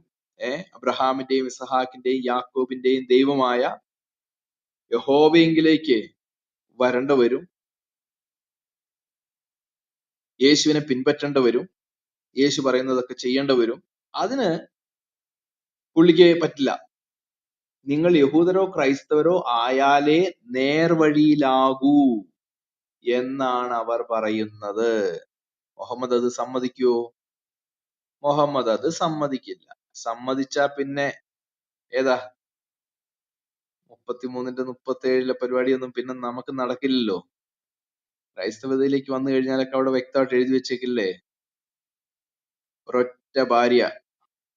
നീ നേതാവാണെങ്കിൽ, നീ ഒരു ലീഡർ ആവാൻ ആഗ്രഹിക്കുന്നുണ്ടെങ്കിൽ, നീ ഒരു ഓവർസിയർ ആവാൻ ആഗ്രഹിക്കുന്നുണ്ടെങ്കിൽ ഒരൊറ്റ വൈഫ് മതി നിനക്ക്. ഇവിടെ നമുക്കിങ്ങനെ പുറത്തോട്ട് ഇറങ്ങി വഴികിടെ പോണ ഏതെങ്കിലും ഒരു പെണ്ണിനെ കണ്ടാ പോലും തിരിച്ചോടി വന്ന് തുകൽപാത്രം കഴുകുന്ന പെണ്ണിനെ പ്രാപിച്ചിട്ട് വേണം പിന്നെ മുമ്പോട്ടുള്ള യാത്ര തുടരാൻ. അതുപോലത്തെ സ്ഥിതിയാണ് നമ്മുടേത്. അന്നേരാണ് ബൈബിളിൽ പറയണ ഒരൊറ്റ ഭാര്യ മതിയെന്ന്. അപ്പോ ഈ ബൈബിളിൽ പറയുന്ന പോലെ നിങ്ങൾ യഹൂദരോ ക്രൈസ്തവരോ ആയാലേ നേർവഴിയിലാകൂ എന്നവർ പറയുന്നു. അപ്പൊ ഈ നേർവഴിയിലാകാൻ ചേട്ടന് താല്പര്യമില്ല. പക്ഷെ പിന്നെ എന്ത് വേണം? നിങ്ങളുടെ ആ തൗറാത്തും ഇഞ്ചിയിലും എനിക്ക് ഇഷ്ടപ്പെട്ടു. അതിനകത്ത് സൃഷ്ടിയുടെ കഥയുണ്ട്, അതിനകത്ത് പ്രവാചകന്മാരുണ്ട്, അതിനകത്ത് മൂസയുടെ കഥകളുണ്ട്, അതിനകത്ത് ഈസയുണ്ട്, അതിനകത്ത് എന്നെന്നും നിലനിൽക്കുന്ന വചനമുണ്ട്. വളരെ എല്ലാം നല്ലതായിട്ട് തോന്നുന്നു. ഞങ്ങൾ കുറേശികൾക്ക് ഈ പരിപാടി ഒന്നുമില്ല. ആകെ കാവയ്ക്ക് ചുറ്റും വലം വയ്ക്കുന്ന ഒരു പരിപാടി മാത്രമേ, പിന്നെ 10-360 വിഗ്രഹങ്ങളെയാണ് ഞങ്ങൾ കണ്ടിട്ടുള്ളൂ. അപ്പൊ അതിനെയൊക്കെ ഒന്ന് മാറ്റി ഒരൊറ്റ എണ്ണം മതി. ഇനി 360 വേണ്ട, ഒരെണ്ണം മതി. 360-ൽ ഒന്നായിരുന്ന അള്ളാഹു മതി. പക്ഷെ ഞങ്ങൾക്ക് യഹോവേനെ വേണ്ട കേട്ടോ, യഹോവേനെ വേണ്ട. അത് ഞങ്ങളുടെ ആളല്ല, ഞങ്ങളുടെ ആൾ അള്ളാഹുവാ. നമ്മുടെ ഇഷ്ടദൈവം അള്ളാഹുവാ. ഞങ്ങളൊരു പണി ചെയ്യാം, ഈ തൗറാത്തും ഇഞ്ചിയിലും എടുത്ത് അള്ളാഹിന്റെ മേത്തേക്ക് അങ്ങ് ചാർത്തിയേക്കാം. പിന്നെ തൗറാത്തിലും ഇഞ്ചിയിലും ഉള്ള കുറെ പ്രവാചകന്മാരെയും ഖുറാൻ തൗറാത്തിലും ഇഞ്ചിയിലും ഉള്ള കുറെ കഥാപാത്രങ്ങളെയൊക്കെ ഞങ്ങള് ഈ ഇങ്ങോട്ട് ഖുറാനിലേക്ക് ഞങ്ങൾ ഇങ്ങ് എടുത്തോളാം. ഞങ്ങൾക്ക് അത് മതി. അല്ലാതെ എന്നോട് നേർവഴിയിലാവാനൊന്നും പറയരുത്. നമ്മൾ ഈ 2 വാക്യങ്ങളും വായിച്ചാ നമുക്ക് ഈ മുഹമ്മദിന്റെ വിഷമം മനസ്സിലാവും, കാര്യം പിടികിട്ടും. 2:135 പറയുന്നത് നിങ്ങൾ യഹൂദരോ ക്രൈസ്തവരോ ആയാലേ നേർവഴിയിലാകൂ എന്നാണ് അവർ പറയുന്നത്. എന്നാൽ നീ പറയുക, അതല്ല, വക്രതയില്ലാത്ത ശുദ്ധ മനസ്കനാകുന്ന ഇബ്രാഹാമിന്റെ മാർഗമാണ് പിൻപറ്റേണ്ടത്. അദ്ദേഹം ബഹുദൈവ ആരാധകരിൽ പെട്ടവനായിരുന്നില്ല. ഓക്കെ, ഇങ്ങനെയൊക്കെ പറഞ്ഞ് പിന്നെ മുമ്പോട്ട് പോകുന്നു. 2:120 അത് തന്നെ അവിടെ റിപ്പീറ്റ് ചെയ്യുന്നു. അവിടെ എന്താ നമ്മൾ കണ്ടേ? 2:120 ഏകദേശം യഹൂദർക്കോ ക്രൈസ്തവർക്കോ ഒരിക്കലും നിന്നെ പറ്റി തൃപ്തി വരികയില്ലെന്ന്. ഇങ്ങനെയുള്ള ജീവിതം കണ്ട തൃപ്തി വരുമോ? ഇന്ന് മുസ്ലിങ്ങൾക്ക് പോലും മുഹമ്മദിന്റെ ജീവിതം എത്ര നാളുകൊണ്ട് നമ്മൾ ചോദിക്കുന്നു, നിങ്ങൾക്ക് മുഹമ്മദിൽ തൃപ്തിയുള്ള ഒരു കാര്യം അല്ലെങ്കിൽ മാതൃകയുള്ള ഒരു കാര്യം പറയൂ എന്ന് പറഞ്ഞിട്ട് മുസ്ലിങ്ങൾക്ക് മുഹമ്മദിന്റെ ജീവിതത്തിൽ ഒരു തൃപ്തിയില്ല. ഇത് മുഹമ്മദ് അന്നേ പുസ്തകത്തിൽ എഴുതി വെച്ചിട്ടുണ്ട്. നിന്റെ അല്ല, ജീവിതം മുഹമ്മദിനെ നോക്കിയാലേ അനുഗമിച്ചാലേ ഒരു വാപ്പ എന്നുള്ള നിലയിൽ അനുഗമിച്ചു കഴിഞ്ഞാൽ സ്വന്തം മകളെ പോലും ലൈംഗികമായി ഉപയോഗിക്കാലോ. മുഹമ്മദിനെ അവരെ പൂർണ്ണമായി അംഗീകരിച്ചാൽ ഒരു മുസ്ലിമിനെ സംബന്ധിച്ചിടത്തോളം സ്വന്തം വാപ്പായ്ക്ക് സ്വന്തം മകളെ ലൈംഗികമായി ഉപയോഗിക്കാം. ഞാൻ പറഞ്ഞുതരാം. രണ്ടാമത് മരുമോളെ വിവാഹം കഴിക്കാം. അങ്ങനെയൊക്കെയുള്ള കാര്യങ്ങള് ചെയ്യാനായിട്ട് പറ്റുമല്ലോ. അപ്പൊ ഒരു മുസ്ലിമിനെ സംബന്ധിച്ചിടത്തോളം അവര് വാസ്തവത്തില് സത്യസന്ധരാണ്. മുസ്ലിമിനെ ഞാൻ മനസ്സിലാക്കിയെടുത്തോളം അവര് സത്യസന്ധരും ആത്മാർത്ഥതയുള്ളവരും. കാരണം അവർക്ക് ഈ 85% ആൾക്കാർക്കും ഖുർആൻ അറിയത്തില്ല, മുഹമ്മദിന്റെ ജീവിതം എന്താണെന്ന് അറിയത്തില്ല, മുഹമ്മദ് ആരാണെന്ന് അറിയത്തില്ല. ഈ ഹദീസുകളെയൊക്കെ ഇപ്പൊ പൊക്കി പിടിച്ചുകൊണ്ട് നടന്നത്, ഈ ഹദീസ് ഒന്നും ഒരു സാധാരണക്കാരനായ ഒരു മുസ്ലിമിന്, ഒരു പണ്ഡിതന് പോലും ഇപ്പൊ അടുത്ത കാലത്താണ് ഈ സോഷ്യൽ മീഡിയ എത്രമാത്രം പുരോഗമിച്ചതിന് ശേഷമാണ് ഒരു മുസ്ലിയാർക്കും കൂടെ മുഹമ്മദ് ഇങ്ങനെയായിരുന്നോ എന്നൊക്കെ മനസ്സിലാകുന്നത്. അപ്പൊ അവർക്ക് ഇതൊന്നും ചെയ്യാനായിട്ട് പറ്റുകയില്ല ഒരു മുസ്ലിമിനെ സംബന്ധിച്ച്. കാരണം 85% മുസ്ലിങ്ങളും ആത്മാർത്ഥതയുള്ളവരെ നമ്മൾ അവരെ കുറ്റപ്പെടുത്താൻ പറ്റത്തില്ല. കാരണം അലിക്കാക്ക അവർ ഖുർആൻ അറിയത്തില്ല എന്നുള്ളതാണ്. അലിക്കാക്ക അല്ല അലിപാസ്റ്റേ, ഇത് ഇരുന്നൂറ് ഇത് അലിപാസ് മോനിപ്പ തരാം. അലിപാസ് ഇത് ശ്രദ്ധിച്ചായിരുന്നോ? ഈ മുഹമ്മദ് തന്നെ തന്റെ ജീവിതത്തെ കുറിച്ച് പറയുന്ന കേട്ടോ. അതായത് മുഹമ്മദിന് നല്ല ഉറപ്പുണ്ടായിരുന്നു, ഈ മുഹമ്മദിന്റെ ജീവിതം ഇങ്ങനെ പോയി കഴിഞ്ഞാൽ ക്രൈസ്തവരും യഹൂദരും ഇത് സമ്മതിക്കത്തില്ല. അവന്റെ ജീവിതം, മുഹമ്മദിന്റെ ജീവിതത്തെ കുറിച്ച് ക്രൈസ്തവർക്കും യഹൂദർക്കും ഒരു തൃപ്തിയും ഉണ്ടാകില്ല എന്നുള്ള കാര്യം മുഹമ്മദ് തന്നെ പറയണ കേട്ടോ. ഇപ്പൊ നമ്മളല്ല പറയണേ, എവിടെയാണ് നമ്മളല്ല പറയുന്നത് പറയുന്നത്. ചേട്ടായി? ഒരു മിനിറ്റ് മോന് തരാവേ. അലിപ്പാസ് അത് കണ്ടായിരുന്നോ? 2:120 പറയുന്നത് കണ്ടോ? ക്രൈസ്തവർക്കും അതെ അതെ അതെ. അലിക്കാക്ക മുഹമ്മദ് തന്നെ പറയാണ്, ക്രൈസ്തവർക്കും യഹൂദർക്കും നിന്റെ ജീവിതത്തെ കുറിച്ച് യാതൊരു തൃപ്തിയും ഉണ്ടാകില്ലെന്ന്, അല്ലെങ്കിൽ ഒരിക്കലും തൃപ്തി വരില്ല എന്ന്.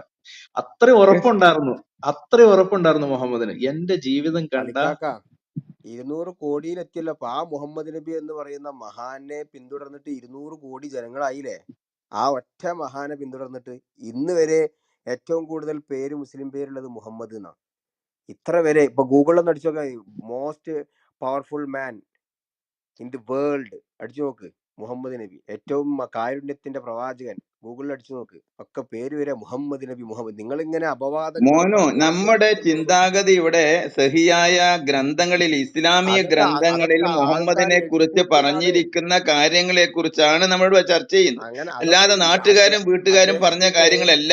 അല്ല, അത് അദ്ദേഹത്തിന്റെ മനസ്സിലാക്ക്. കാലശേഷം ഇവിടെ വളരെ വ്യക്തമായി 200 ഖുർആനിലും വർഷങ്ങൾക്ക് ശേഷം വന്ന ഹദീസുകളിലും ഇദ്ദേഹത്തൊക്കെ ഇസ്ലാമിക ചരിത്ര ഗ്രന്ഥങ്ങളിലും ആ ഗ്രന്ഥങ്ങളൊക്കെ മുഹമ്മദിനെ കുറെ കുറിച്ച് കള്ളമുണ്ട്. എഴുതിയതായ കാര്യങ്ങളെ കുറിച്ച് അല്ലല്ലല്ല, ചർച്ച ചെയ്യുന്നത്. 200 വർഷങ്ങൾക്ക് ശേഷമാണ് അദ്ദേഹത്തിന്റെ കാലശേഷം. 200 വർഷങ്ങൾക്ക് മുമ്പ് എഴുതി വെച്ചതാണ് അത്. അതിൽ ശരിയും ഉണ്ടാവും തെറ്റും ഉണ്ടാവും. എന്നാ പിന്നെ എന്തുകൊണ്ട് നിങ്ങൾ അത് അതേപടി നശിപ്പിക്കുന്നില്ല? വിടുന്നവരല്ല. ഇത് അത് അങ്ങനെ അതേപടി ശരിയല്ല എന്ന് വിടുന്നവരല്ല പറഞ്ഞ് ഇസ്ലാം മത എന്തുകൊണ്ടാണ് നിങ്ങൾ വിശ്വാസികൾ. നശിപ്പിക്കാത്ത അത് ഈ 200 ഗ്രന്ഥങ്ങള്? കൊല്ലങ്ങൾക്ക് ശേഷം വന്നതല്ലേ? അദ്ദേഹത്തിന്റെ കാലശേഷം 200 വർഷങ്ങൾക്ക് ശേഷം പലതും അതിൽ കടത്തി കൂട്ടിക്കിട്ടുണ്ട്. അത് മുഴുവൻ വിഴുങ്ങുന്നവരല്ല ഇസ്ലാം മത വിശ്വാസികൾ. അല്ല, ഖുർആൻ മുഴുവൻ അങ്ങനെയാണെങ്കിൽ വിഴുങ്ങും. നിങ്ങൾ നശിപ്പിക്കാത്ത എന്താണ്?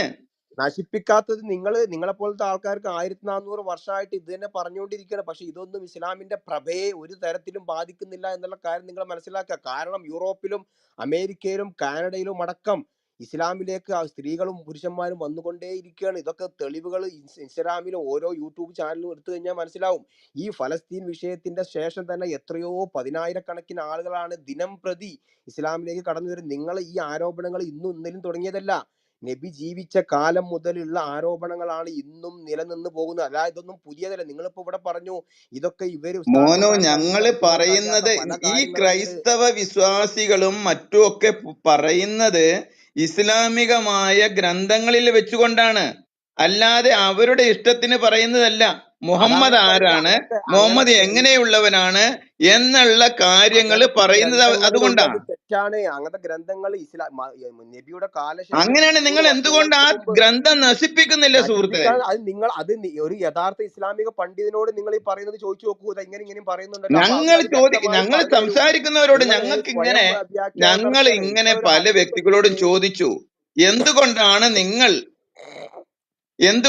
നിങ്ങൾ ഇത് അംഗീകരിക്കാത്തത്? ചില ആൾക്കാർ അംഗീകരിക്കുന്നുണ്ട്, ചില ആൾക്കാർ അംഗീകരിക്കുന്നില്ല. അതുകൊണ്ടല്ലേ എന്റെ സുഹൃത്തെ ആയിരക്കണക്കിന് ലക്ഷക്കണക്കിനും ഞാൻ പറയട്ടെ. ആൾക്കാര് പലവരും കേരളത്തിലെ സംബന്ധിച്ചിടത്തോളം അറിയാലോ, നമുക്ക് ഇസ്ലാം വിട്ടുപോയിക്കൊണ്ടിരിക്കുക. ചെറുപ്പക്കാരൊന്നും വിട്ടുപോകുന്നവരെക്കാൾ ഇസ്ലാമിൽ ഡബിൾ നിൽക്കുന്നില്ല. ഇങ്ങോട്ട് കയറി വരുന്നുണ്ട്. വിട്ടുപോകുന്നവരെക്കാൾ കൂടുതൽ കാത്താലികളായ സ്ത്രീകൾ എത്ര എണ്ണാണ് വരുന്നത്? ഇസ്ലാമിനെ ഇൻസ്റ്റാഗ്രാം അറിയാതെ ഒന്ന് എത്ര തെരഞ്ഞു നോക്ക്. ആൾക്കാർ വന്നിട്ട് എന്താ സുഹൃത്തെ? എത്രയോ ഇപ്പൊ സ്ത്രീകൾ വരുന്നത് കണ്ടില്ലേ നിങ്ങള്? കഴിഞ്ഞ ഓരോ ദിവസം കാര്യങ്ങളും നമ്മളെ MM പഠിച്ചിട്ട്. അക്ബറിന്റെ ഒരു ഒരു ഒരു ഒരു വീഡിയോ കണ്ടിരുന്നോ? ഇസ്ലാമിനെ അക്ബറിന്റെ കുറിച്ച് കാര്യമല്ല. പഠിച്ചപ്പോ, ഇവിടെ ഇസ്ലാം ഇസ്ലാമിനെ മതത്തിൽ കുറിച്ച് പഠിച്ച് ജനിച്ചവരെക്കാൾ പവർഫുൾ സഹാദത്ത് കലിമ ഇസ്ലാം ചൊല്ലാൻ, മതത്തിൽ മോനെ നിക്ക് പറയുന്നത് കേക്കട്ടെ. പറഞ്ഞു തരാം. ഇസ്ലാം ഇവിടെ ഇസ്ലാമിക പോകുവാനായിട്ട് ശക്തി ഒരുങ്ങിയിരിക്കുന്ന ഒരു വ്യക്തി മുഹമ്മദിനെ കുറിച്ച് മനസ്സിലാക്കിയപ്പോൾ, എങ്ങനെയാണോ മുഹമ്മദ് എങ്കിൽ എനിക്ക് ഒന്നും കൂടെ പഠിക്കണമെന്ന് പറഞ്ഞ് അദ്ദേഹം തിരസ്കരിച്ച് പോയതായ ഒരു ഇവിടെ വീഡിയോ നിങ്ങൾ MM മനസ്സിലാക്കേണ്ട അക്ബറിന്റെ കാര്യം ഇറങ്ങിയിട്ടുണ്ട്. ഇവിടെ അത് മനസ്സിലാക്കേണ്ട കേട്ടിരുന്നോ? കാര്യം ഇത് ലോകത്ത് ഇന്ന് ഗൂഗിൾ ഒന്ന് അടിച്ചു നോക്ക്, ലോകത്തെ ഏറ്റവും സ്വാധീനിച്ച വ്യക്തി ആര്? മുഹമ്മദ് നബി എന്നാണ് അവിടെ കാണിക്കുക. അപ്പൊ ശരിയാണ്. എന്തുകൊണ്ടാണ് കാരണം ഇങ്ങനെ നിങ്ങൾ ഇത്രമാത്രം വൃത്തികേട് കാണിച്ച വേറെ ഒരു സ്വാധീനിച്ച പ്രവാചകൻ നല്ല ഇല്ല. നിലയിൽ സ്വാധീനിച്ച അല്ല നിങ്ങൾ അതാണ് പറയുന്നത്. അങ്ങനെയാണെങ്കിൽ മതം നിലനിൽക്കില്ല. നിങ്ങൾ പറഞ്ഞ കോലത്തിലാണെങ്കിൽ ഒരിക്കലും ഈ മതം ഇങ്ങനെ നിലനിൽക്കില്ല. നിങ്ങൾ പറഞ്ഞ സ്വഭാവക്കാരനാണ് നബിയെങ്കിൽ, നീചനാണെങ്കിൽ ഒരിക്കൽ പോലും ഇങ്ങനത്തെ ഒരു വളർച്ചയോ ഇതിനുണ്ടാവത്തില്ല. അവിടെ തീരുമത്. ഈ മതം ഇങ്ങനെ ഓക്കെ 200 ഓക്കെ കോടിയിൽ എത്തില്ല ഒരിക്കലും. ഇത് ഓക്കെ ഓക്കെ വളർന്നുകൊണ്ടേയിരിക്കുകയാണ്, മുകളിലോട്ടാണ് പോകുന്നത്, താഴോട്ടല്ല. ഈ മോനു മതത്തിൽ മോനു ജനിച്ചു വീണവർ ഈ മതം മാറിയാലും ഇതിന്റെ പവർ അതല്ല. ഇതിന്റെ മറ്റു മതങ്ങളിൽ മോനു നിന്നും ഇതിലേക്ക് ചേക്കേറുന്നവരാണ് ഇതിന്റെ പവർ. ഇസ്ലാമിന്റെ ആ പവർ മറ്റു ആ, മതങ്ങളിൽ ഒരു നിന്നും ഒരു ആ സെക്കൻഡ് ഒരു പവർ ഇപ്പൊ ചേക്കേറുന്നവരാണ്. സെക്കൻഡ് ഒരു കേൾപ്പിച്ചു തരാം. ആ സെക്കൻഡ് പവർ ഇപ്പൊ കേരളത്തിൽ തന്നെ നിങ്ങൾ കേൾപ്പിച്ചു ഒരു തരാം. ശ്രദ്ധിച്ചാൽ സെക്കൻഡ് ഒരു മനസ്സിലാവും. സെക്കൻഡ് ആ പവർ ഇപ്പൊ കേൾപ്പിക്കാം. ഒരു മിനിറ്റ്. മോനോ ഒരു പറഞ്ഞുതരാം. സെക്കൻഡ് നിങ്ങൾ സെക്കൻഡ് നിങ്ങൾ ആ ഒരു സെക്കൻഡ് സംസാരിച്ചോളൂ. ഒരു സെക്കൻഡ് മോനു ഒരു സെക്കൻഡ് മെഗരീഷ് ഇത് മെഴുകുന്ന സ്ഥലമല്ല ഇത്. അല്ലല്ല ചോദ്യോത്തരങ്ങളാണ്, അങ്ങോട്ടും ഇങ്ങോട്ടും അച്ഛൻ ചോദ്യം ഞാൻ ചോദിച്ചു. മെഴുകല്ല, എനിക്ക് ഒരു അവസരം സെക്കൻഡ് കിട്ടാത്ത ഇപ്പൊ നിങ്ങൾ മയക്കെടുക്കണ്ട. എന്തൊരു അല്ല കഷ്ടം. അല്ല എന്റെ പൊന്നു കൂട്ടുകാരാ, നിങ്ങളിപ്പോ താഴെ ഇരുന്ന് കേൾക്കേണ്ടി വരുന്ന ഒരു ഗതികേട്ടിലേക്ക് നിങ്ങൾ പോകരുത്. നിങ്ങൾ ഇവിടെ ഇരുന്ന് സംസാരിക്കുക. ഒരു വ്യക്തി അവർ പറയുമ്പോൾ അവർ പറയുന്ന കേട്ടതിന് ശേഷം പിന്നെ അതിന് മറുപടി പറയാ. അത് നിങ്ങൾ ഇങ്ങനെ മെഴുകിക്കൊണ്ടിരുന്നു കഴിഞ്ഞാൽ മറ്റുള്ളവരെങ്ങനെ വിഷയം പറയുന്നത്? വിഷയം പറയാം. നിങ്ങൾ പറയുന്ന നിങ്ങളിപ്പോ എല്ലാ 400 ആൾക്കാരും ഇങ്ങോട്ട് വരുന്നു. കത്തോലി ഒന്ന് പറഞ്ഞു കഴിഞ്ഞിട്ട് കൂട്ടുകാരാ പ്ലീസ്, ഇടയ്ക്ക് കയറാതിരിക്കും. നിങ്ങൾക്ക് സമയം തരാമല്ലോ. നിങ്ങൾ പറയുന്നത് എന്താണെന്ന് വെച്ചാൽ കത്തോലിക്ക സ്ത്രീകളെല്ലാം ഇതിനകത്തേക്ക് വരുമെന്ന്. എന്റെ പൊന്നു കൂട്ടുകാർ, അതിന്റെ ഒഴുക്കൊക്കെ നിന്നത് കൊണ്ടാണ് ഈ ലവ് ജിഹാദും നാർക്കോട്ടിക് ജിഹാദ് പറഞ്ഞപ്പോ പാലാ ബിഷപ്പ് പറഞ്ഞപ്പോഴേ ഈ SDPIക്കാര് കൊടിയും പിടിച്ചോണ്ട് വന്നത്. ഒഴുക്ക് നിൽക്കും. അതിപ്പോ ഏറെക്കുറെ ഒക്കെ ഒഴുക്ക് നിന്ന്, പിന്നെ അവിടെ ഇവിടെയൊക്കെ ചിലതൊക്കെ അറിയാതെ ചാടി അതിനകത്ത് വീഴുന്നുണ്ട്. ഓക്കെ, ആരാണ് ഇത് കിബറാണോ മോനോട് സംസാരിക്കുന്നത്? ഞാനൊന്ന് പൂർത്തീകരിക്കട്ടെ സഹോദര, ഒരു ഒന്ന് ഒരു പൂർത്തീകരിക്കാനുണ്ട്. ഒരു വീഡിയോ ഇദ്ദേഹത്തിന് ഒന്ന് കേൾപ്പിക്കണം നമുക്ക്. അല്ല, നിങ്ങൾ ഒരു ഇദ്ദേഹത്തിനൊന്ന് മാത്രമല്ല, വീഡിയോ കാണിക്കും, ഞാൻ 100 വീഡിയോ ഓക്കെ ഓക്കെ കാണിക്കാം. ഓക്കെ മോനോ ആ കേരളത്തിൽ വീഡിയോ ഒന്ന് കേക്കട്ടെ. അതെ മോനോ ആ നിങ്ങൾ വീഡിയോ ഒന്ന് ഞങ്ങൾ കേക്കട്ടെ. തമ്മിൽ അതിനുശേഷം നിങ്ങൾക്ക് സംസാരിക്കാൻ സംസാരിക്കാൻ അവസരം തരാം, തരൂ. സമയം മോനു തരാം. തരാം. നിങ്ങൾക്ക് ആ സമയം തരാൻ കൂട്ടുകാരാ. ഓക്കെ. ആ കേൾക്കാം കേട്ടോ. കേൾക്കുന്നുണ്ടെങ്കിൽ ഒന്ന് തംസ് അപ്പ് ചെയ്തേക്കണേ. ഒരു സംശയം ചോദിക്കുകയാണ്. അപ്പൊ കേരളത്തിൽ ഇറങ്ങിയിരിക്കുന്ന ഖുർആൻ പരിഭാഷകൾ അത് നമ്മൾ കണ്ടിട്ടില്ല. നമ്മൾ ഖുർആൻ പരിഭാഷ ഒഴിഞ്ഞു മാറരുത്. ഞങ്ങൾ കേൾക്കാവോ? കേൾക്കുന്നുണ്ട്. കേൾക്കാം. എന്താണിപ്പോ നിങ്ങൾ കേൾക്കാം. ഓക്കെ കേട്ടോ. ഒഴിഞ്ഞു മാറാൻ തന്നെ ഞാൻ പറഞ്ഞു മനസ്സിലാക്കി പഠിക്കാൻ വേണ്ടിയാണ് ഇവിടെ വന്നിരിക്കുന്നത്. അത് പഠിക്കാനല്ല സുഹൃത്തെ പറഞ്ഞു തരുന്നത്. ഖുർആൻ പരിഭാഷയുടെ ഒരു പരിഭാഷയുടെയും വക്താവല്ല ഞാൻ. അപ്പൊ എന്നോട് ചോദിക്കുമ്പോൾ നിങ്ങൾ ഖുർആൻ പരിഭാഷ ചോദിച്ചിട്ട് കാര്യമല്ല. ഖുർആൻ പരിഭാഷ എന്ന് പറയുന്നത് നേരിട്ട് അതിന്റെ അർത്ഥം പഠിച്ചാൽ, ഈ കിതാബുകളൊക്കെ അവഗണിച്ചിട്ട് അർത്ഥം പഠിച്ചാൽ പിഴച്ചു പോകും നിങ്ങളെ പോലുള്ളവർ എന്ന് വിശ്വസിക്കുന്ന ആളാ ഞാൻ. അങ്ങനത്തെ എന്നോട് ചോദിക്കുമ്പോൾ ഞാനതാ പറയാ. മനസ്സിലായി നിങ്ങൾക്ക്? ഖുർആൻ പരിഭാഷയുടെ പ്രത്യാഘാതം ഇപ്പൊ സമൂഹം അനുഭവിച്ചുകൊണ്ടിരിക്കുകയല്ലേ? സമൂഹം മൊത്തമായി അനുഭവിച്ചുകൊണ്ടിരിക്കുകയല്ലേ? സുപ്രീം കോടതിയിൽ തന്നെ കേസ് വന്നാൽ കേൾക്കുന്നുണ്ട്. നമ്മുടെ ഇന്നത്തെ സുപ്രീം കോടതി പറയാൻ പറ്റുന്ന വിധം ഖുർആൻ പരിഭാഷയുടെ കേൾക്കുന്നില്ല. അച്ഛൻ ഞാൻ കേൾക്കുന്നുണ്ടല്ലോ. കേൾക്കുന്നില്ലായിരുന്നോ? കേൾക്കുന്നുണ്ടോ? കേൾക്കുന്നുണ്ട്. കേൾക്കുന്നു. ഓക്കെ, കേട്ടെങ്കിൽ കറക്റ്റ്. ഓക്കെ. ഞാൻ ഒന്നോടെ പ്ലേ ചെയ്യാം.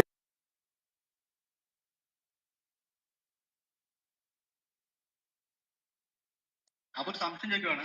അപ്പൊ കേരളത്തിൽ ഇറങ്ങിയിരിക്കുന്ന ഖുർആൻ പരിഭാഷകൾ അത് നമ്മൾ കണ്ടിട്ടില്ല. നമ്മൾ ഖുർആൻ പരിഭാഷ ഒഴിഞ്ഞു മാറരുത്. ഞങ്ങൾ ഒഴിഞ്ഞു മാറാൻ തന്നെ ഞാൻ പറഞ്ഞു മനസ്സിലാക്കി പഠിക്കാൻ വേണ്ടിയാണ് ഇവിടെ വന്നിരിക്കുന്നത്. അത് പഠിക്കാനല്ല സുഹൃത്തെ പറഞ്ഞു തരുന്നത്.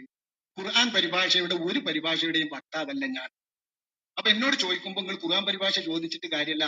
ഖുർആൻ പരിഭാഷ എന്ന് പറയുന്നത് നേരിട്ട് അതിന്റെ അർത്ഥം പഠിച്ചാൽ, ഈ കിതാബുകളൊക്കെ അവഗണിച്ചിട്ട് അർത്ഥം പഠിച്ചാൽ പിഴച്ചു പോകും നിങ്ങളെ പോലുള്ളവർ എന്ന് വിശ്വസിക്കുന്ന ആളാ ഞാൻ.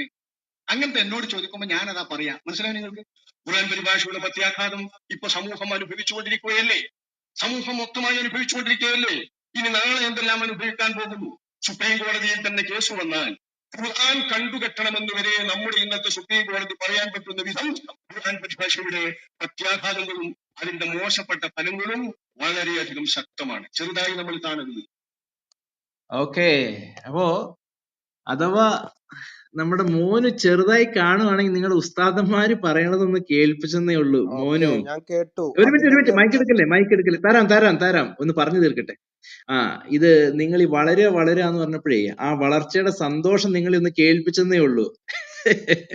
ഉസ്താദന്മാരുടെ ആ ഇസ്ലാമിന്റെ വളർച്ചയുടെ ഒരു മിനിറ്റ് ഞാൻ തരാം ബ്രദറെ, പ്ലീസ് തരാന്ന് പറഞ്ഞല്ലോ. നിങ്ങളുടെ ഈ ഇസ്ലാമിന്റെ വളർച്ചയുടെ ആ സന്തോഷം പങ്കുവെക്കുന്ന ഉസ്താദുമാരെയാണ് ഇപ്പൊ നിങ്ങൾ കണ്ടത്. അവര് പറയുന്നതേ, നിങ്ങൾ ഈ ഖുറാൻ പരിഭാഷയുടെ കാര്യം കൊണ്ട് മിണ്ടിക്കൊണ്ട് ഇങ്ങോട്ട് വരരുത്. അതൊക്കെ നേരിട്ട് വായിച്ചു കഴിഞ്ഞാൽ നിങ്ങളുടെ തന്നെ വിശ്വാസം പോകുമെന്ന് വിശ്വസിക്കുന്ന വ്യക്തിയാണ് ഞാൻ. അറബിയിൽ പറഞ്ഞു തരാം. നിങ്ങൾക്ക് മനസ്സിലാകാതിരിക്കുന്നിടത്തോളം കാലം നിങ്ങൾ ഇസ്ലാമിൽ നിൽക്കും. നിങ്ങൾക്ക് എന്ന് ഇത് മലയാളത്തിൽ മനസ്സിലാക്കാൻ തുടങ്ങിയോ അന്ന് മുതൽ നിങ്ങള് ഇത് പറയണത് മുസ്ലിങ്ങളോട് ഒരു മുസ്ലിം പറയുവാണേ, അങ്ങനെ ഉസ്താദെ ഒഴിഞ്ഞു മാറല്ലേന്ന്. ഞാൻ ഒഴിഞ്ഞു മാറുമെന്നല്ല, പരിഭാഷയെ കുറിച്ച് എനിക്ക് യാതൊന്നുമില്ല. ഞാൻ അതിന്റെ ആളല്ല, ഞാൻ അതിന്റെ വക്താവല്ല, ഞാൻ അതിനെക്കുറിച്ചൊന്നും പറയുന്നില്ല. ഈ പരിഭാഷയൊക്കെ ബ്രദറെ, വായിച്ചാൽ നിങ്ങളുടെ ആ വിശ്വാസം പ്രസംഗം പോകും. അപ്ലോഡ് ചെയ്തത് അഹമ്മദ് യൂട്യൂബിൽ ഒരു മിനിറ്റ് വെയിറ്റ് 2009 ചെയ്ത്, ഇടയ്ക്ക് കയറല്ലേ അഹമ്മദ്, ഇടയ്ക്ക് കയറല്ലേ. ഈ പരിഭാഷയൊക്കെ വായിച്ചാൽ നിങ്ങളുടെ വിശ്വാസം പോകുമെന്ന് വിശ്വസിക്കുന്ന വ്യക്തിയാണ് ഞാൻ. അതുകൊണ്ട് നിങ്ങൾക്ക് ഞാൻ വേണമെങ്കിൽ അറബിയിൽ പറഞ്ഞു തരാം. എന്നിട്ട് അടുത്ത ഉസ്താദ് പറയും, ഈ പരിഭാഷ ചെയ്തതിന്റെയൊക്കെ പ്രത്യാഘാതം നമ്മൾ അനുഭവിക്കുന്നില്ലേ. ഉസ്താദാണ് പറയുന്നത്. ഇത് സുപ്രീം കോടതിയിൽ ഒരു അപേക്ഷ പോയി കഴിഞ്ഞാൽ ഖുറാൻ കണ്ടുകെട്ടും വിധത്തിൽ അതിനകത്ത് സാധനങ്ങൾ കിടക്കുന്നുണ്ടെന്ന്. ഏത് അന്യജാതിക്കാരോടുള്ള വിദ്വേഷമായിരിക്കും ആ ഉസ്താദ് ഉദ്ദേശിച്ചത്. ഇതൊന്നേ പറയുന്നത് ഒരു ക്രൈസ്തവനല്ല. നിങ്ങള് കഴിഞ്ഞ പറയട്ടെ, ആലഞ്ചേരി ഇങ്ങനെ ബിഷപ്പിന്റെ മേത്തോട്ടൊക്കെ ഇതേപോലെ കയറാൻ പോയിട്ട് എന്ത് പോയില്ലേ? കാര്യമുള്ളത്? തരാം. ആലഞ്ചേരി ബിഷപ്പിന്റെ മേത്തോട്ടൊക്കെ കയറാൻ അല്ല, പോയില്ലേ? ഇത് ആലഞ്ചേരി ഒറ്റക്ക് ബിഷപ്പ് പോയിട്ട് എന്നല്ല എന്താ പറഞ്ഞത്. കാര്യമുള്ളത് ഇങ്ങനെ സംസാരിച്ചിട്ട്? ഇത്രയൊക്കെ ഇതുപോലെ വല്ല ആലഞ്ചേരി ബിഷപ്പ് വല്ലതും പറഞ്ഞായിരുന്നെങ്കിൽ സ്ഥിതി എന്തായി പോയനെ? ഇത് ഒറ്റക്ക് നിങ്ങളുടെ ഒരു പറഞ്ഞിട്ട് ഉസ്താദാ കാര്യമില്ല പറഞ്ഞത്. ചേട്ടായി. ഖുറാൻ കണ്ടുകെട്ടുന്ന വിധത്തിലേക്ക് നീങ്ങുന്ന വിധത്തിലുള്ള എഴുത്തുകളാണ് ഖുറാനിൽ കിടക്കുന്നത്. അതുകൊണ്ട് അത് മലയാളത്തിലേക്ക് പരിഭാഷ ചെയ്യരുത് എന്ന് നിങ്ങളുടെ അപ്പൊ ഖുറാനിലെ കഴിഞ്ഞില്ല, ഞാൻ ഉസ്താദുമാര്. പറയാം. അപ്പൊ കഴിഞ്ഞില്ല, മോന് ഞാൻ പറയാം. പറഞ്ഞേ, ആ ഇസ്ലാം, എന്റെ പൊന്നു മോന്, ഞാൻ നിർത്തിക്കേണ്ടി ഇത് തരാന്ന് നിങ്ങൾ പറഞ്ഞില്ലേ. ഇങ്ങനെ 5-6 മിനിറ്റ് സംസാരിച്ചിട്ട് എന്ത് ഇച്ചിരി നേരം കാര്യമുള്ളത്? പറയണം. ഒറ്റക്ക് കുറെ പറയണം. അല്ല, കാര്യം പറഞ്ഞിട്ട് മോന് പറഞ്ഞപ്പോഴേ വേഗം വേഗം തീർക്കാന്നല്ലാതെ. ആ ഒരു നിങ്ങൾ ഇത് മനസ്സിലാക്കി തന്നില്ലെങ്കിൽ നിങ്ങൾ ഇനിയും അല്ല, ഇതൊക്കെ പറഞ്ഞുകൊണ്ടിരിക്കും. ഞങ്ങൾക്ക് ഈ അറിയാന്നേ, ഇസ്ലാം ഇതൊക്കെ ഞങ്ങൾക്ക് അറിയാന്നേ. വളരാന്ന്. ഇതൊക്കെ ആ അറിയാത്ത ഇസ്ലാം കാര്യങ്ങളൊന്നും അനീഷ് വളരുന്നതിന്റെ പറഞ്ഞിട്ടുണ്ടായിരുന്നു. ഇതൊക്കെ അറിയുന്ന കാര്യങ്ങളായിരുന്നു. കരച്ചിലാണ് ഞാൻ കേരളത്തിൽ നിന്ന് അല്ലല്ല, ഞാൻ കേൾപ്പിച്ചത്. പറഞ്ഞു വന്നെന്താണ്, ഈ മലയാളത്തില് മതത്തിൽ ഞാൻ മലയാളം പറഞ്ഞു മോന് വന്നത്. ഒരു മിനിറ്റ് ഒന്ന് മൈക്ക് നിങ്ങളിതാ മ്യൂട്ട് 10 ചെയ്ത് ഞാൻ മിനിറ്റ് തരാം. സംസാരിച്ചിട്ട് ഒരു മിനിറ്റ് കഴിഞ്ഞ് തരാം. ഒരു വെയിറ്റ് മിനിറ്റോടെ ചെയ്തിട്ട് എന്താ കഴിഞ്ഞ് കാര്യമുള്ളത് ചേട്ടാ? മൈക്ക് മ്യൂട്ട് ചെയ്തേ. സമയം പൊക്കോ, മോന് അല്ല, പൊക്കോ, കുഴപ്പമില്ല, പിന്നെ നിങ്ങൾ വന്നാൽ മതി. എന്തിനാ പിന്നെ ഇവിടെ റൂം കാര്യം ചെയ്യ്, വെച്ചിട്ട്? സമയം മോനെ പിടിച്ച് താഴെ ഇടുന്നിട്ട് സംസാരം കഴിഞ്ഞതിന് ശേഷം മേലോട്ട് മോനു കയറ്റാം. മോനു അതെ, അല്ലെങ്കിൽ താഴെ ഇരുന്നിട്ട് പിന്നെ സമയം കിട്ടുമ്പോൾ അല്ല, മുകളിലോട്ട് അത്രേ പോരെ. ഉള്ളൂ. നിങ്ങളൊക്കെ നിങ്ങളിപ്പോ നിങ്ങൾക്ക് പറഞ്ഞില്ലേ ഇസ്ലാം സംസാരിക്കാൻ വളരുന്നില്ലേ? നിങ്ങളുടെ പിടിച്ചു നിൽക്കാൻ എന്നെ കഴിയില്ല, അത് ഉറപ്പാണ്. മോനൊന്ന് മൈക്ക് മ്യൂട്ട് ചെയ്യേ. അല്ല, ഒരു ഏക പയ്യനായ ബ്രദറെ, എനിക്ക് തരാം. നിങ്ങൾക്ക് ഏക പിടിച്ചു ബ്രദറെ, നിൽക്കാൻ ഒരു കഴിയില്ല. മിനിറ്റ്. അതിന്റെ അർത്ഥം തരാമേ. അതാണ്. ഏക ബ്രദറെ, മോന് താഴെ പോയിരിക്കട്ടെ, എന്നിട്ട് നമ്മൾ പറഞ്ഞു കഴിഞ്ഞിട്ട് മേളിൽ. കൊറേ കാര്യം ഒറ്റയ്ക്ക് ഇരുന്ന് പറയാ, എന്നിട്ട് തന്നെ ചിരിക്കുക. എന്ത് കാര്യമുള്ളത് കൊണ്ട് എതിരാളികളെ കേൾക്കണ്ടേ? മോനോട് പറഞ്ഞില്ലേ ഡിസ്റ്റർബ് ചെയ്യില്ലേ? തരാം. അല്ല, മോനു നിങ്ങൾ തരാം. ഒരു 5 മിനിറ്റോടെ മിനിറ്റ് കുഞ്ഞാറ്റേന്റെ കഴിയട്ടെ. നിങ്ങൾ വൺ മോനെ മോർ ഇങ്ങനെ താഴെ മിനിറ്റ്. ഇട്. കാര്യം പറഞ്ഞു തീർക്കാന്നല്ലാതെ. മോനു താഴെ പോകാൻ ആഗ്രഹിക്കുന്നുണ്ടോ? ഞങ്ങൾ നിങ്ങളെ താഴെ ഇടാൻ താല്പര്യപ്പെടുന്നില്ല. നിങ്ങൾ വെറുതെ താഴെ പോകാൻ ആഗ്രഹിക്കുന്നുണ്ടെങ്കിൽ പിന്നെ വെറുതെ കിടന്ന് ഒച്ച ഉണ്ടാക്കിയോ. ഓക്കെ. മോന് പറഞ്ഞു ഇസ്ലാം ഇങ്ങനെ വളർന്നുകൊണ്ടിരിക്കുകയാണ്. ഈ മോനുവിന് യാതൊരു ഒന്നും പഠിക്കുന്നില്ല. പ്യൂർ റിസർച്ചിനകത്ത് പറയുന്നത് ഇസ്ലാമിലേക്ക് പോകുന്ന, നിങ്ങൾക്കെല്ലാം നെറ്റിൽ ഇത് അവൈലബിൾ ആണ്. ഇസ്ലാം മതം സ്വീകരിക്കുന്ന 10 പേരിൽ 7 പേരും ഒരൊറ്റ വർഷത്തിനുള്ളിൽ തന്നെ തിരിച്ച് ഇസ്ലാം വിട്ടുപോവുകയാണ്. ഇസ്ലാം മതം സ്വീകരിക്കുന്ന 10 പേരില് 7 പേരും ഒരൊറ്റ വർഷത്തിനുള്ളിൽ ഇസ്ലാം മതം വിട്ടുപോകുന്നു. ഇത് പ്യൂർ റിസർച്ച് പറയുന്നു. രണ്ടാമത്, ഇവരുടെ ഈ വലിയ ഉസ്താദന്മാരുണ്ടല്ലോ, വലിയൊരു, അവരുടെ കരച്ചിലാ ഇപ്പൊ കേരളത്തിൽ നിന്ന് നമ്മൾ ഇത് കേട്ടത്. കേരളത്തിൽ നിന്ന് എന്തിനാ ഇത് മലയാളത്തിലേക്ക് പരിഭാഷ ചെയ്തത്? അതിന്റെ പ്രത്യാഘാതം നമ്മളിപ്പോ കേൾക്കുന്നില്ലേ? ഇത് അറബിയിലൊക്കെ നിങ്ങളുടെ കയ്യിൽ ഉണ്ടായിരുന്നെങ്കിൽ ഓതിക്കൊണ്ട് നടന്നായിരുന്നെങ്കിൽ കുഴപ്പമൊന്നുമില്ലായിരുന്നു. അക്ബറിന്റെ വിജയം എന്തായിരുന്നു? അക്ബറിന്റെ വിജയം എന്ന് പറഞ്ഞു കഴിഞ്ഞാൽ ക്രൈസ്തവരുടെ കയ്യില് ഖുറാൻ അറിയില്ലായിരുന്നു, അല്ലെങ്കിൽ ക്രൈസ്തവർക്ക് ഖുറാൻ അറിയില്ലായിരുന്നു. അന്ന് വെറുതെ പറഞ്ഞു പഠിച്ചിട്ട് വിമർശിക്ക്. പഠിക്കാൻ വേണ്ടി കുറെ ഉസ്താദുമാർ ഇത് മലയാളത്തിലേക്ക് അങ്ങ് വിവർത്തനവും ചെയ്തു തന്നു. ഇന്ന് ഇംഗ്ലീഷിലും അവൈലബിൾ ആണ്. ഇന്നതേ ഉസ്താദുമാര് കരയുക. എന്നിട്ട് ആ വളർച്ചയുടെ സന്തോഷമാണ് ഇപ്പൊ കേട്ടത്. ഈ പാകിസ്ഥാനിൽ നിന്ന് വളർച്ചയുടെ സന്തോഷം കേൾക്കണോ? ലക്ഷങ്ങളാണ് വിട്ടുപോകുന്നത്. ഉസ്താദുമാര് നെഞ്ചത്തടിച്ചാണ് സന്തോഷം ആഘോഷിക്കുന്നത്. ഇസ്ലാമിന്റെ വളർച്ച അവര് നെഞ്ചത്തടിച്ച് കണ്ണീരൊഴുക്കിയാണ് ആഘോഷിക്കുന്നത്. ലണ്ടനിൽ കേൾക്കണോ നിങ്ങളുടെ ഇസ്ലാമിന്റെ വളർച്ചയുടെ സന്തോഷം? മുഹമ്മദ് ഇജാബ് ഒക്കെ പറയുന്നത് 24% western Muslim youth are leaving Islam every year. Hundreds and thousands of Islam youth are leaving every year. നിങ്ങൾ എന്തോ പറയുന്നേ? കാനഡിയൻ ഉസ്താദ് പറയുന്നു അപ്പോസ്റ്റസിയുടെ സുനാമിയാണ് ഇസ്ലാമിന് നേരെ ആഞ്ഞടിച്ചു. വേണമെങ്കിൽ പറഞ്ഞാൽ മതി, കേൾപ്പിക്കാം. ഇസ്ലാമിന്റെ വളർച്ചയുടെ ആ ശക്തി ഉണ്ടല്ലോ, നിങ്ങൾ പറയുന്ന ആ ഒഴുക്കുണ്ടല്ലോ, അതങ്ങ് കേൾപ്പിച്ചു തരാം. നിങ്ങൾ ഏതെങ്കിലും ഒരു ഇസ്ലാമിലേക്ക് ആരെങ്കിലും വന്നു എന്ന് എത്തി നോക്കിക്കഴിഞ്ഞാൽ ആ വ്യക്തിയെ പോസ്റ്റർ ബോയ് ആയി നിങ്ങൾ കൊണ്ടു നടക്കും. പക്ഷേ നിങ്ങൾ ഇസ്ലാം വിടുന്നതിന്റെ കാര്യം പറയുന്നില്ല. ഇന്ന് ഏറ്റവും അധികം പഠിച്ചതിന് ശേഷം ഒരു മതം വിടുന്നുണ്ടെങ്കിൽ അത് ഇസ്ലാം മതമാണ് വിടുന്നത്. ഓക്കെ, ഏറ്റവും അധികം ആദരൻസിനെ നഷ്ടപ്പെടുന്നത്, വിശ്വാസികളെ, ഭക്തരെ നഷ്ടപ്പെടുന്നത് ഏത് മതത്തിനാണെന്ന് ചോദിച്ചു കഴിഞ്ഞാൽ ഇസ്ലാം മതത്തിനാണ്. ഇന്ന് ഏറ്റവും അധികം ഭക്തരെ, അവരുടെ വിശ്വാസികളെ അവർക്ക് നഷ്ടപ്പെടുന്നത്. ഇത് ഞാനൊരു ജനറൽ ആയിട്ട് പറയുന്ന കാര്യമല്ല. അതായത് വിശ്വാസമില്ലാത്ത ഒരു ജനറൽ കാറ്റഗറി ഉണ്ടല്ലോ, ഞാൻ അതിനെക്കുറിച്ചല്ല ഞാൻ പറയുന്നത്. ഖുറാൻ പഠിച്ചതിന് ശേഷം ഇസ്ലാം വിടുന്നവരുടെ സംഖ്യ, ബൈബിള് വായിക്കാത്തത് കൊണ്ട് ക്രൈസ്തവത വിട്ടുപോകുന്ന അനേകരുണ്ട്. പക്ഷേ ബൈബിള് പഠിച്ചത് കൊണ്ട് ക്രൈസ്തവ വിടുന്നവര് ഏകദേശം ആരുമില്ല. ഇനി അഥവാ നമുക്ക് ഇവരുടെ വാദത്തിന് വേണ്ടി ഒന്ന് വെച്ചു കൊടുക്കാം, വിരലിൽ എണ്ണാവുന്ന അവിടെ ഇവിടെ ഉണ്ടെന്ന് കൂട്ടാൻ. പക്ഷേ മുസ്ലിം മതം പഠിച്ചതിനകത്തോട്ട് പോയ ഒരൊറ്റ എണ്ണത്തിന് നിങ്ങൾക്ക് കാണാൻ പറ്റത്തില്ല. ഈ ഏകദൈവം എന്നും കേട്ടുകൊണ്ട് ചാടിപ്പോകും. ഒരൊറ്റ വർഷത്തിനുള്ളിൽ അവിടെ ചെല്ലുമ്പോൾ മനസ്സിലാവും അവിടെ ഒരു ഏകദൈവവും ഇല്ല. അവിടത്തെ സർക്കാസ്റ്റിക് ആയിട്ട് പറയുകയാണെങ്കിൽ അവിടെയുള്ള ആകെ ഉള്ള ഒരു ദൈവം മുഹമ്മദ് ആണെന്നേ അവർക്ക് മനസ്സിലാവും. മുഹമ്മദ് ഇല്ലെങ്കിൽ ഒരു അള്ളാഹു ഇല്ല. മുഹമ്മദ് ഉണ്ടെങ്കിൽ അള്ളാഹുവിന് വിലയുണ്ട്. മുഹമ്മദ് ഇല്ലെങ്കിൽ അള്ളാഹുവിന്റെ വില 0. മുഹമ്മദ് ഇല്ലാതെ മുസ്ലിങ്ങൾക്ക് അള്ളാഹുവിനെ കുറിച്ച് ചിന്തിക്കാൻ പോലും പറ്റത്തില്ല. എന്നിട്ടാണ് വളർച്ച എന്ന് പറയുന്നത്. കേരളത്തിലൊക്കെ നല്ല വളർച്ചയാ. നമ്മുടെ ഉസ്താദുമാരുടെ കരച്ചിലാണ് ഞാൻ കേൾപ്പിച്ചത്. അതുകൊണ്ടാണ് ഞാനത് കേൾപ്പിച്ചത്. അല്ല, ലോകത്തിലെ മൊത്തത്തില് എടുത്തു കഴിഞ്ഞാൽ ഇസ്ലാമിൽ നിന്ന് വിട്ടുപോകുന്ന 85% മുസ്ലിം പണ്ഡിതന്മാരാണ്. ഖുർആൻ ആധികാരികമായി പഠിച്ച് അല്ലെങ്കിൽ അവര് മദ്രസിലോ അല്ലെങ്കിൽ ദർസിലോ അല്ലെങ്കിൽ മറ്റ് കാര്യങ്ങളിലോ ജോലി ചെയ്യുന്ന മുസ്ലിം പണ്ഡിതന്മാരാണ് ഇസ്ലാം വിട്ടുപോകുന്നത് തന്നെ. ഇസ്ലാം നല്ലവണ്ണം പഠിച്ച വ്യക്തികൾ. ഉദാഹരണമായി കേരളത്തിൽ തന്നെ നമ്മൾ നോക്കുക, ഇസ്ലാം വിട്ടുവന്നവര് പല വ്യക്തികളും ഇന്ന് ക്ലബ് ഹൗസിലോ വാട്സപ്പ് ഗ്രൂപ്പിലോ മുസ്ലിം സഹോദരന്മാരോട് വളരെ വ്യക്തമായിട്ട് സംസാരിക്കുന്നുണ്ട്. എന്നാൽ ഈ ക്രൈസ്തവ വിശ്വാസം വിട്ടുപോയ ഏതെങ്കിലും ഒരു വ്യക്തി സംസാരിക്കുന്നുണ്ടോ? നമ്മുടെ ഈസാ മുഹമ്മദിനെ പോലും ഇപ്പൊ കാണാനില്ല. എം അക്ബറിന്റെ കാര്യം പോട്ടെ, ഈസാ മുഹമ്മദിനെ കാണാനുണ്ടോ? ഇല്ല. വേറെ ഏതെങ്കിലും മുസ്ലിം ആൾക്കാരുണ്ടോ? ക്ലബ് ഹൗസിലുണ്ടോ? അതോ മറ്റേതിലുണ്ടോ? ഈ വാട്സാപ്പ് ഗ്രൂപ്പിലുണ്ടോ? ഇല്ല. എന്തുകൊണ്ട്? അവർക്ക് ഇത് വളരെ വ്യക്തമായി എന്തോ കാര്യത്തിന് വേണ്ടി തെറ്റായ ടീച്ചിങ് നൽകിയിട്ടാണ് ഇവരെ ഇസ്ലാം മതം സ്വീകരിച്ചിരിക്കുന്നത്.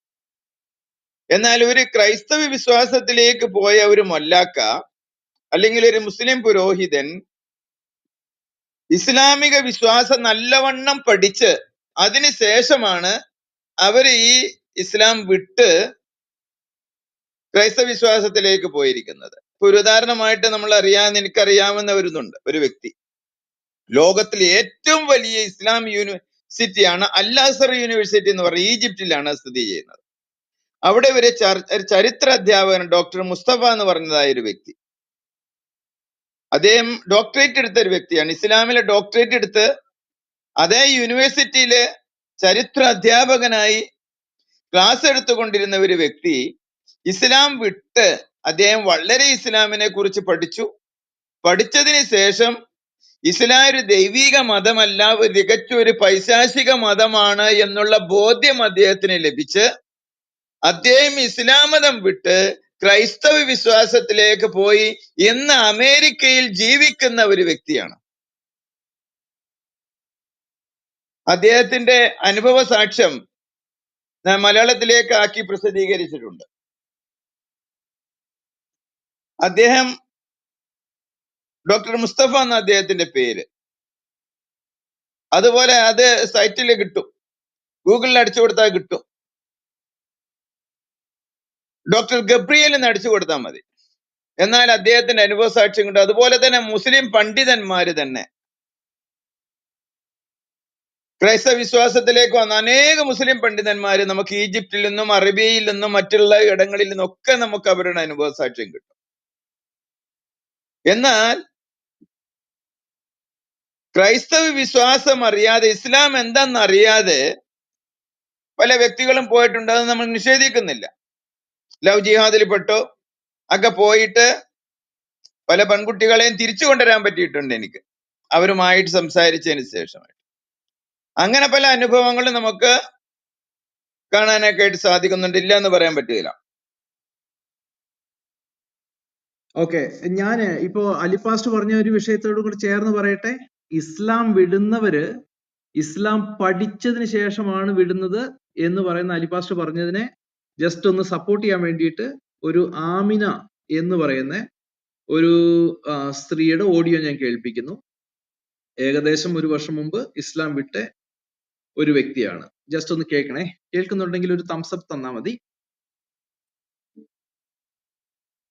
My purpose was never to leave Islam. That is കേൾക്കുന്നുണ്ട് the main കേൾക്കുന്നുണ്ട് point here, because when I went into Okay. was never to leave Islam. My purpose was never to leave Islam. That is the main interesting point here, because when I went into educating myself about Islam, that is how I left Islam. The thing is, I went in it because first of all there was an issue about drawing of Muhammad in around 2002-3 approximately, plus minus. And I, living in Denmark, couldn't understand why somebody could go out and burn the cars and, you know, make a mess in the city because of a drawing. Right. And I was a Muslim at that point, and I was very much into like, no, you shouldn't do these things. Even as a Muslim, I didn't care whether they made him like a clown, because for me, Muhammad's face was not clear. I didn't know, why should I get upset in that sense? Right. So I was very calm. Then came the Quran. Then I started researching the Quran, studying the Quran. And as further I went in the Quran, I started seeing on different platforms. One thing is, I read something, but then I started Googling like crazy till 3 o'clock in the morning. And I used to sit in my living room till 3 o'clock in the morning. Do you know what I used to say?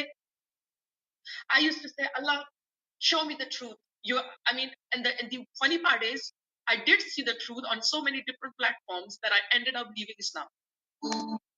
എങ്ങനെയുണ്ട്? ഞാൻ ഇസ്ലാം പഠിച്ചു, ഞാൻ ഇസ്ലാം വിട്ടു.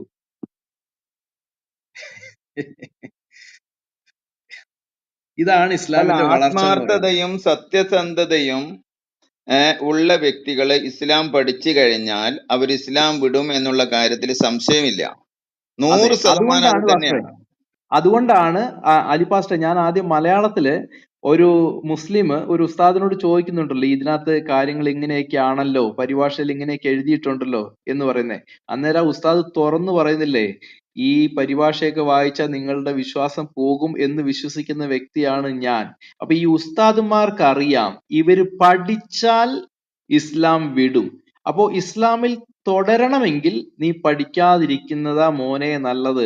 നീ അറബി അങ്ങ് ഓതിയാ മതി. എന്നോട് ഈ ക്ലബ് ഹൗസിൽ തന്നെ ഒരു അറിയപ്പെടുന്ന ഒരു മുസ്ലിം പറഞ്ഞത് ഇങ്ങനെയാണ്, മുസ്ലിങ്ങളെ സംബന്ധിച്ച് ഖുറാനിൽ എഴുതിയിരിക്കുന്നതിന്റെ അർത്ഥം അറിയണമെന്ന് യാതൊരു നിർബന്ധവും ഇല്ല. പക്ഷേ ഓതിയാൽ മാത്രം മതി, അവർക്ക് റിസൈറ്റ് ചെയ്താൽ മതി, അത് അവർക്ക് അനുഗ്രഹമാണ്, അതാണ് അവര് ചെയ്യേണ്ടത്. അല്ലാതെ അതിന് അർത്ഥം ഇന്നതാണെന്നോ അതിനകത്ത് എന്താ എഴുതിയിരിക്കുന്നോ ഇതിനെക്കുറിച്ച് ഒന്നും മുസ്ലിമിന് ചിന്തിക്കേണ്ട കാര്യേ ഇല്ല. വെറുതെ അങ്ങ് ഓതിയാൽ മതി.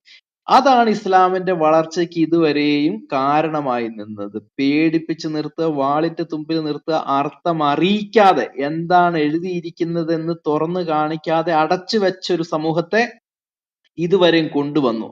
എന്നാൽ ഇന്ന് മുസ്ലിം ലോകത്തിൽ തന്നെ ഞങ്ങൾക്ക് ഇതിന്റെ അർത്ഥം അറിയണം, ഈ പരിഭാഷയിൽ ഇങ്ങനെ എഴുതിയിട്ടുണ്ടല്ലോ, ഈ പരിഭാഷയിൽ ഇങ്ങനെ എഴുതിയിട്ടുണ്ടെങ്കിൽ ഇത് പ്രശ്നമല്ലേ?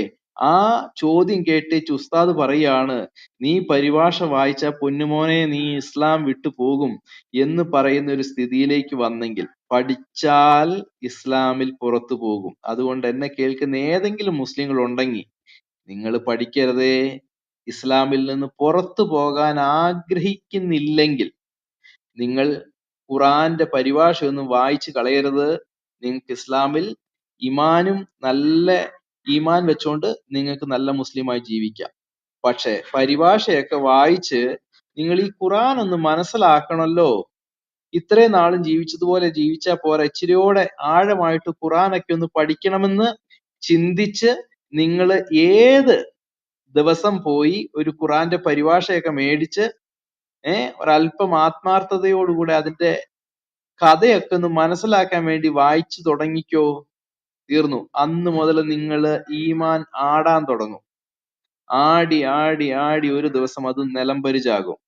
ഇപ്പോ ഈ ആമിനിയുടെ കഥ കേട്ടതുപോലെ, ഇസ്ലാം പഠിച്ചാൽ ഇസ്ലാം വിടും, ഇസ്ലാം പഠിക്കാതിരുന്നാൽ ഇസ്ലാമിൽ തുടരാം. ഇതാണ് ആ ഉസ്താദ് പറഞ്ഞതിന്റെ ഒരു രത്ന ചുരുക്കം. എന്നിട്ടാണ് ഇവിടെ വന്നേച്ച് മോന് പറയുന്നത് ഇസ്ലാമിന്റെ അങ്ങ് വളർച്ച. അല്ല, ഇത് നമ്മളെ ഈ ചെറുപ്പക്കാരായ വ്യക്തികളൊക്കെ ഇങ്ങനെ സോഷ്യൽ മീഡിയ ഉപയോഗിക്കുന്നവരാണല്ലോ. അപ്പൊ അതുകൊണ്ട് അവർക്കിത് വ്യക്തമായിട്ട് മനസ്സിലാകുന്നുണ്ട്. ഇന്ന് ചെറുപ്പക്കാർ ഇസ്ലാം വിടുന്നതിന്റെ കാര്യം എന്താണെന്നറിയാമോ? എക്സ് മുസ്ലിങ്ങളായി തീരുന്ന വലിയൊരു ഗ്രൂപ്പ് ആൾക്കാർ. അതിന്റെ പ്രധാന കാരണം എന്ന് പറഞ്ഞാല്, എക്സ് മുസ്ലിം ആയി കഴിഞ്ഞാൽ അവന്റെ വീട്ടിൽ നിന്ന് പുറത്താക്കപ്പെടുകയില്ല. ഒന്നത്, അവന്റെ ബന്ധുക്കാരെ നഷ്ടമാകുകയില്ല. ഇസ്ലാമിനെയും ഇസ്ലാം സമൂഹത്തെയും വിട്ടുപോകുന്നവരെ കൊല്ലണമെന്ന് ഹദീസ് വളരെ വ്യക്തമായിട്ട് രേഖപ്പെടുത്തിയിട്ടുണ്ട്. അപ്പോൾ അവർക്ക് അവരുടെ കുടുംബം നഷ്ടമാകും, അവർക്ക് അവരുടെ പ്രോപ്പർട്ടി നഷ്ടമാകും, അല്ലെങ്കിൽ അവരുടെ മാതാപിതാക്കളെ നഷ്ടമാകും, അവരുടെ സമൂഹത്തെ നഷ്ടമാകും. എല്ലാ നിലയിലും വീട്ടിൽ നിന്ന് തിരസ്കരിക്കപ്പെടുന്ന ഒരു അനുഭവം ഒരു ക്രൈസ്തവ വിശ്വാസത്തിലേക്ക് പോയി കഴിഞ്ഞാൽ അവനുണ്ടാകും. എന്നാൽ ഒരു എക്സ് മുസ്ലിമെ ആണ് വിശ്വസിക്കുന്നതെങ്കിൽ അവന് അവന്റെ വീട്ടിൽ നിന്ന് വീട് നഷ്ടമാകുന്നില്ല, ബന്ധുക്കാരെ നഷ്ടമാകുന്നില്ല, ബന്ധുമിത്രാദികളെ നഷ്ടമാകുന്നില്ല, സമ്പത്ത് നഷ്ടമാകുന്നില്ല, കൊല്ലപ്പെടാനും പോകുന്നില്ല. അപ്പൊ അതുകൊണ്ട് എന്ത് ചെയ്യുന്നറിയാമോ? ഇങ്ങോട്ട് വരുന്ന ആൾക്കാർ എല്ലാം എക്സ് മുസ്ലിമില് തുടരുകയാണ്. ഇന്ന് വലിയൊരു ഗ്രൂപ്പ് ആൾക്കാർ എങ്ങനെ കാണുന്ന, പിന്നെ വളരെ സാമ്പത്തികമായി അല്ലെങ്കിൽ വളരെ ആത്മാർത്ഥമായി പിമ്പിൽ അപ്പോസ്തലനായ പൗലോസ് പറഞ്ഞതുപോലെ പിമ്പിലുള്ളതിനെ മറന്ന് മുമ്പിലോട്ട് പോകാൻ ആഗ്രഹിക്കുന്ന ആൾക്കാരുണ്ട്. ദൈവത്തിന്റെ വഴികളെ തിരഞ്ഞെടുക്കാൻ ആഗ്രഹിക്കുന്ന ചില ആൾക്കാരുണ്ട്. അങ്ങനെയുള്ള വ്യക്തികള് വിശ്വാസത്തിലേക്ക് വരും. പല ആൾക്കാരെ എനിക്കറിയാം. അങ്ങനെ വന്നവരെല്ലാം ഒഴിവാക്കിയിട്ടാ വന്നിരിക്കുന്നതല്ല. വീടില്ല, അവർക്കിന്ന് വീടില്ല. പല ആൾക്കാരുടെയും കേസ് എന്റെ മുമ്പ് കിടക്കുന്നുണ്ട്. വീടില്ല, വാടക വീട്ടിൽ കിടക്കുന്നു, വാടക കൊടുക്കാനായിട്ട് വഴിയില്ല. അങ്ങനെ വന്ന പല വ്യക്തികളും കഴിഞ്ഞൊരു ഫോട്ടോ ഇങ്ങനെ അയച്ചു തന്നിട്ട് വിളിച്ചിട്ട് പറഞ്ഞു, ബ്രദറെ വീടില്ല, വാടക കൊടുക്കാൻ വഴിയില്ല, ഞാൻ അധ്വാനിച്ച് വീട്ടുജോലി ചെയ്ത് അധ്വാനിച്ച് ഒരു 5 സെന്റ് സ്ഥലം വാങ്ങിച്ചു, അതിനകത്തൊരു കൂരവേയും പണിത് അതിനകത്ത് താമസിക്കാൻ പോലും സ്ഥലമില്ല. എന്ന് പറഞ്ഞ പല വ്യക്തികളും. ഒരു സഹോദരൻ കുറച്ചു ദിവസം മുമ്പ് വിളിച്ചിരുന്നു, ബ്രദറെ, സ്വന്തമായിട്ടൊരു വീടില്ല എനിക്ക്, ഞാൻ ജനിച്ചും വളർന്നതും ഒരു ഹൈ ഫാമിലിയിലാണ്, 5 പൈസയുടെ സ്വത്തും എനിക്ക് എന്റെ കുടുംബം തന്നില്ല, എന്റെ വീട്ടുകാര് തന്നില്ല, വീട്ടിൽ നിന്ന് ഇറക്കി വിടുകയാണ് ചെയ്തത്, എനിക്ക് 2 പെൺകുട്ടികളുണ്ട്, ഭാര്യ നല്ല വിദ്യാഭ്യാസമുള്ള ഒരു സ്ത്രീയാണ്, എന്റെ വീട്ടിൽ ഇടക്കിടക്ക് എന്റെ വിളിക്കാറുണ്ട്, സംസാരിക്കാറുണ്ട്. അങ്ങനെ ഒരു വ്യക്തി, അങ്ങനെ പല വ്യക്തികളും സംസാരിക്കുന്നുണ്ട്. അങ്ങനെ ഇത് ഒഴിവാകാതിരിക്കാൻ, തിരസ്കരിക്കപ്പെടാതിരിക്കാൻ അവര് എന്ത് ചെയ്യുന്നു, വലിയൊരു ഗ്രൂപ്പ് ആൾക്കാര് എക്സ് മുസ്ലിങ്ങളിലേക്ക് പോവുകയാണ്.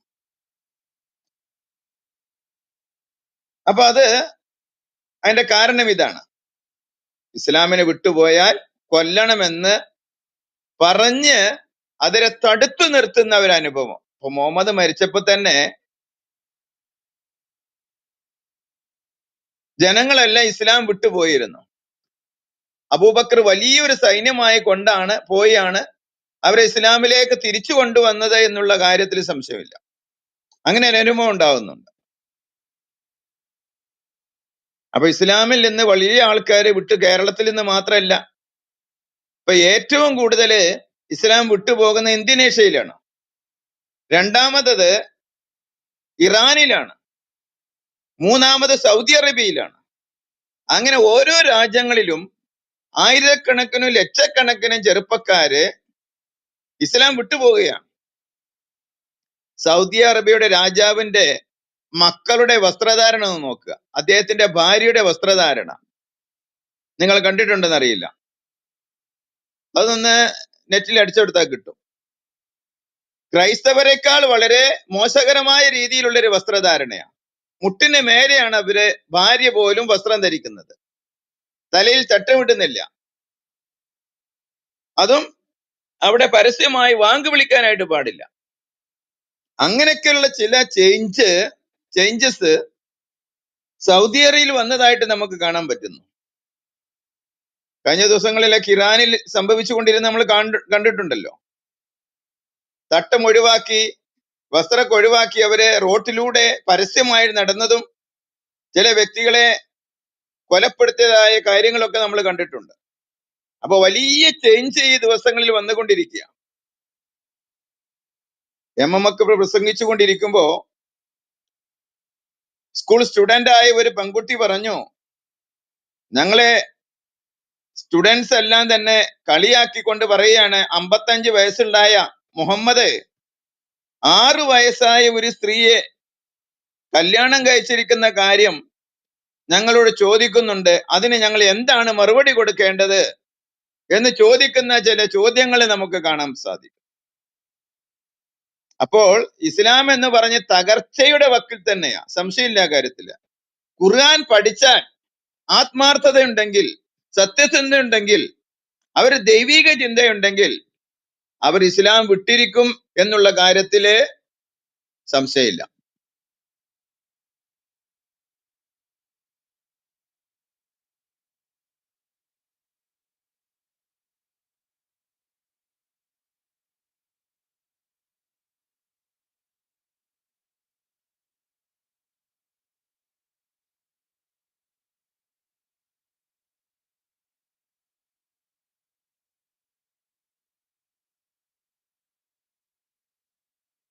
അലിബാസ് നിർത്തിയതായിരുന്നോ?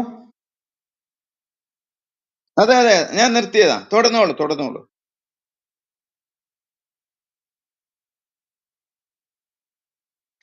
ഓക്കെ. അപ്പോ ഒരു 2 ആയത്തിൽ നിന്ന് നമ്മൾ തുടങ്ങിയത്, അത് മോനു ഇടയ്ക്ക് കേട്ടോണ്ട് വന്ന് മോനുവിന് അങ്ങ് ഖുറാനിൽ എഴുതിയിരിക്കുന്ന ആയത്ത് സഹിക്കാൻ പറ്റുന്നില്ല അല്ലെ? ദേ ഇപ്പോ ഏതാ വായിച്ചു നമ്മുടെ കേൾപ്പിച്ചേ?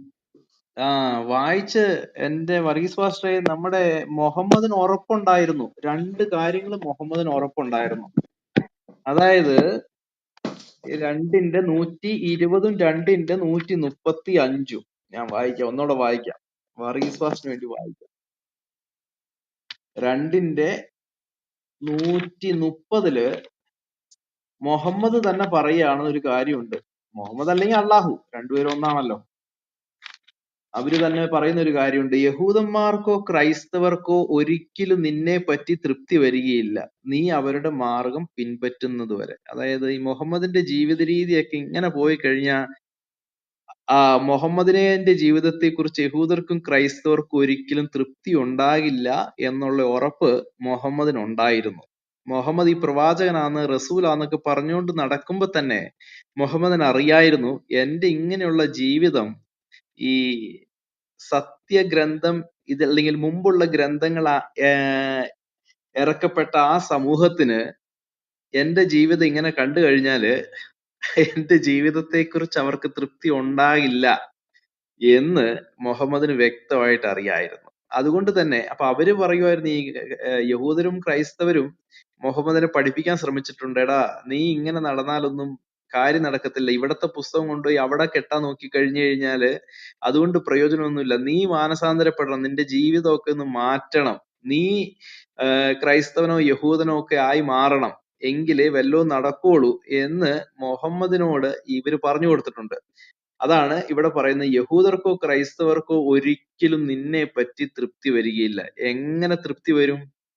ഇവിടെ ജീവിതത്തിന് മാറ്റം വരാതെ ഇന്ന് ഈ കാലഘട്ടത്തിൽ പോലും ഒരു ക്രിസ്ത്യാനി പേരുകൊണ്ട് ക്രിസ്ത്യാനിയായി ജീവിച്ച് ഇങ്ങനെ ജീവിക്കുന്നത് കൊണ്ട് ആ വ്യക്തിയെ കുറിച്ച് തൃപ്തികരമായ ഒരു അവസ്ഥയിലാണോ ബൈബിള് അല്ലെങ്കിൽ ഈവൻ പലപ്പോഴും സഭയില് അദ്ദേഹത്തെ നോക്കിക്കാണുന്നത്? അദ്ദേഹത്തിന്റെ ജീവിതത്തെ കുറിച്ച് ഒരു തൃപ്തി കാണത്തില്ല.